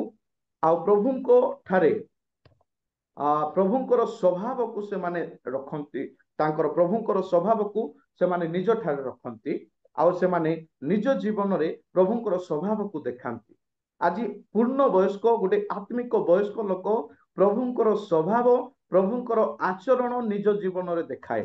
ତଥିରୁ ଜାଣିପାରିବା ଆମେ ପୂର୍ଣ୍ଣ ବୟସ୍କ ହେଇଛୁ କି ନାହିଁ, ଆମ ଜୀବନ ଦ୍ୱାରା ପ୍ରଭୁଙ୍କର ସେଇ ସ୍ୱଭାବ ଆଚରଣ ଦେଖା ଯାଉଛି କି ନାହିଁ। ଯଦି ଦେଖା ଯାଉନାହିଁ, ତେବେ ଆତ୍ମିକତାରେ ପରିପକ୍व ଆମେ ନାହୁଁ। ଯଦି ଦେଖା ଯାଉଛି, ତେବେ ପରିପକ୍ව। ଜଣେ ଲୋକ ବୟସ୍କ ପ୍ରାପ୍ତ ଲୋକକୁ ଦେଖିଲେ ଜାଣିବ, ହଁ ଏ ବୟସ ପ୍ରାପ୍ତ ଲୋକ। ଠିକ ସେଇ ପ୍ରକାର ଆତ୍ମିକତାରେ ଜଣେ ପରିପକ୍ବ ବ୍ୟକ୍ତି ବୋଲି ସେତେବେଳେ ଜଣାଯିବ ଯେତେବେଳେ ତା ଜୀବନରେ ପ୍ରଭୁ ଯୀଶୁ ଖ୍ରୀଷ୍ଟଙ୍କର ଗୋଟେ ଆଚରଣକୁ ବା ଶିକ୍ଷାକୁ ସେମାନେ ଦେଖିପାରିବେ, ସ୍ୱଭାବକୁ ଦେଖିପାରିବେ। ସେତେବେଳେ ତାହା ଜଣାଯିବ ଯେ ପରିପକ୍ବ ବ୍ୟକ୍ତି ବୋଲି। ବାଇବଲ ଅନୁସାରେ ଆଧାର ଯେତେବେଳେ ଦେଖୁ, ମାଥ୍ୟୁ 28 ପର୍ବ 19 ପଦ ଠାରୁ 20 ପଦ, ଯାହାକି ମହାନ ଆଜ୍ଞା ରୂପେ ମଧ୍ୟ ଆଜ୍ଞା ଭାବରେ ମଧ୍ୟ ବର୍ଣ୍ଣନା କରାଯାଏ। ସେଇ ସ୍ଥାନରେ ଦେଖୁ, ସେ ଯିବ ସବୁ ଜାତିଙ୍କ ନିକଟକୁ ଯିବ, ସେମାନଙ୍କୁ ଯାହା ଶିଖିଛି ତାହା ଶିକ୍ଷା ଦେବ। ଆଉ ସେମାନଙ୍କୁ କଣ କରିବ, ଯାହା ଶିଖିଛି ତାହା ଶିକ୍ଷା ଦେବ, ସେମାନଙ୍କୁ ପାଳନ କରିବା ପାଇଁ କହିବ, ପିତା ପୁତ୍ର ପବିତ୍ର ଆତ୍ମାଙ୍କ ନାମରେ ବାପ୍ତିସ୍ମ ଦେବ। ଏ ପ୍ରକାର ସେ ଆଗକୁ ବଢିବ। ଏଇଟା ହଉଛି ପୂର୍ଣ୍ଣ ବୟସ୍କର ପ୍ରୋସେସ। ତ ଆଜି ଆପଣ ମାନେ ଯଦି ପୂର୍ଣ୍ଣ ବୟସ୍କ ଅଛନ୍ତି, ତେବେ ଏ ପ୍ରୋସେସରେ ବଢନ୍ତୁ। ଆହୁରି ମଧ୍ୟ ରେଫରେନ୍ସ ରହିଛି, ଆହୁରି ମଧ୍ୟ ବାକ୍ୟ ରହିଛି, କିନ୍ତୁ ମୁଁ ଆପଣ ମାନଙ୍କ ସମ୍ମୁଖରେ ଏତିକି ହିଁ କହିବା ପାଇଁ ଚାହେଁ, କାରଣ ମୋର ଗତ ରାତ୍ରିରୁ ଫୋନ ଅଚାନକ ଭାବରେ ଚାର୍ଜ ହେଇନି। ଶୈତାନର କିଛି ଗୋଟେ ଯୋଜନା ଥିବ, କିନ୍ତୁ ମୁଁ ଆଶା କରି କିଛି ଆପଣ ମାନେ ଶିଖିଛନ୍ତି। ଆଉ ଯଦି ମୁଁ ଆପଣ ମାନଙ୍କୁ କିଛି ଭଲରେ କହିପାରିନି, ତେବେ ସଂଶୋଧନ କରିବେ। ମୁଁ ମଧ୍ୟ ଶିଖୁଛି। ପ୍ରଭୁ ଏହି ଶିକ୍ଷା ଦ୍ୱାରା ଆମମାନଙ୍କୁ ପ୍ରତ୍ୟେକଙ୍କୁ ଆଶୀର୍ବାଦ କରନ୍ତୁ ଏବଂ ଆତ୍ମିକତାରେ ପରିପକ୍ව କରି ଦିନ ପ୍ରତିଦିନ ବୃଦ୍ଧି କରନ୍ତୁ। ଧନ୍ୟବାଦ। ଗଡ୍ ବ୍ଲେସ୍ ୟୁ। ବହୁତ ବହୁତ ଧନ୍ୟବାଦ ଆଜ୍ଞା, ଅତି ସୁନ୍ଦର ବାକ୍ୟ ଥିଲା। ଆଉ ଆମେ ଆତ୍ମିକ ଭାବରେ କିପରି ବୃଦ୍ଧି ପାଇବା, ଏ ବିଷୟକୁ ନେଇ ଅତି ସୁନ୍ଦର ଭାବରେ ପ୍ରାଞ୍ଜଳ ଭାବରେ ଆମମାନଙ୍କୁ ସୁନ୍ଦର ଶିକ୍ଷା ପରାମର୍ଶ ବାକ୍ୟ ଦେଇଛନ୍ତି। ପ୍ରଭୁ ଆପଣଙ୍କୁ, ଆପଣଙ୍କ ପରିବାରକୁ ସେବା କାର୍ଯ୍ୟରେ ବହୁଳ ବହୁଳ ଭାବରେ ଆଶୀର୍ବାଦ ଅନୁଗ୍ରହ କରନ୍ତୁ। ସତରେ ଆମେ ଯେତେବେଳେ ଶିଶୁ ଥିଲୁ, ଶିଶୁ ପରି ବ୍ୟବହାରିତ ହେଉଥିଲୁ। ଯେତେବେଳେ ଆମେ ବୟସ ପ୍ରାପ୍ତ ହେଲୁ, ଆମେ ସମସ୍ତ ପରିତ୍ୟାଗ କରି ଆତ୍ମିକ ଭାବରେ ଆଗକୁ ବଢିବାର ଆମର କର୍ତ୍ତବ୍ୟ ରହିଅଛି। ଆପଣ 5ଟି ପଏଣ୍ଟକୁ ନେଇ ଆମମାନଙ୍କୁ ଶିକ୍ଷା ପରାମର୍ଶ ବାକ୍ୟ ଦେଲେ। ପ୍ରକୃତରେ ଜଣେ ମନୁଷ୍ୟ ଆତ୍ମିକ ଭାବରେ ପୁନର୍ଜନ୍ମ ହେବାକୁ ପଡିବ ଏବଂ ଦ୍ୱିତୀୟରେ ଆପଣ କହିଲେ ଯେ ପାପ ଠାରୁ ପଛକୁ ଫେରିବାର ଜଣେ ମନୁଷ୍ୟର କର୍ତ୍ତବ୍ୟ ରହିଅଛି। ଆଉ ଜଣେ ମନୁଷ୍ୟ କଣ ଆତ୍ମିକ ଭାବରେ ବାଳକ ଭାବରେ ବଢିବାର ରହିଅଛି, ଆତ୍ମିକ ଯୁବକ ହେବାର ରହିଅଛି, ଆତ୍ମିକ ବୟସ ପ୍ରାପ୍ତ ବ୍ୟକ୍ତି ହେବାର ରହିଅଛି। ପ୍ରିୟ ବନ୍ଧୁଗଣ, ପ୍ରକୃତରେ ପ୍ରିୟ ଦାସ ଯେତେବେଳେ ବାକ୍ୟ କହୁଥିଲେ ମୁଁ ଅନେକ ଚିନ୍ତା କରୁଥିଲି। ଆମେ ବର୍ଷ ଆସି ବର୍ଷ ଚାଲି ଯାଉଛି, ମାସ ଆସି ମାସ ଚାଲି ଯାଉଛି, ଦିନ ଆସି ଦିନ ଚାଲି ଯାଉଛି, ଆମେ ଆତ୍ମିକ ଭାବରେ ସେବା କରୁଅଛୁ କି? ନିଜେ ନିଜେ ଆମେ ପ୍ରଶ୍ନ କରି ଆମେ ଆତ୍ମିକ ଭାବରେ ଉପାସନା କରୁଅଛୁ?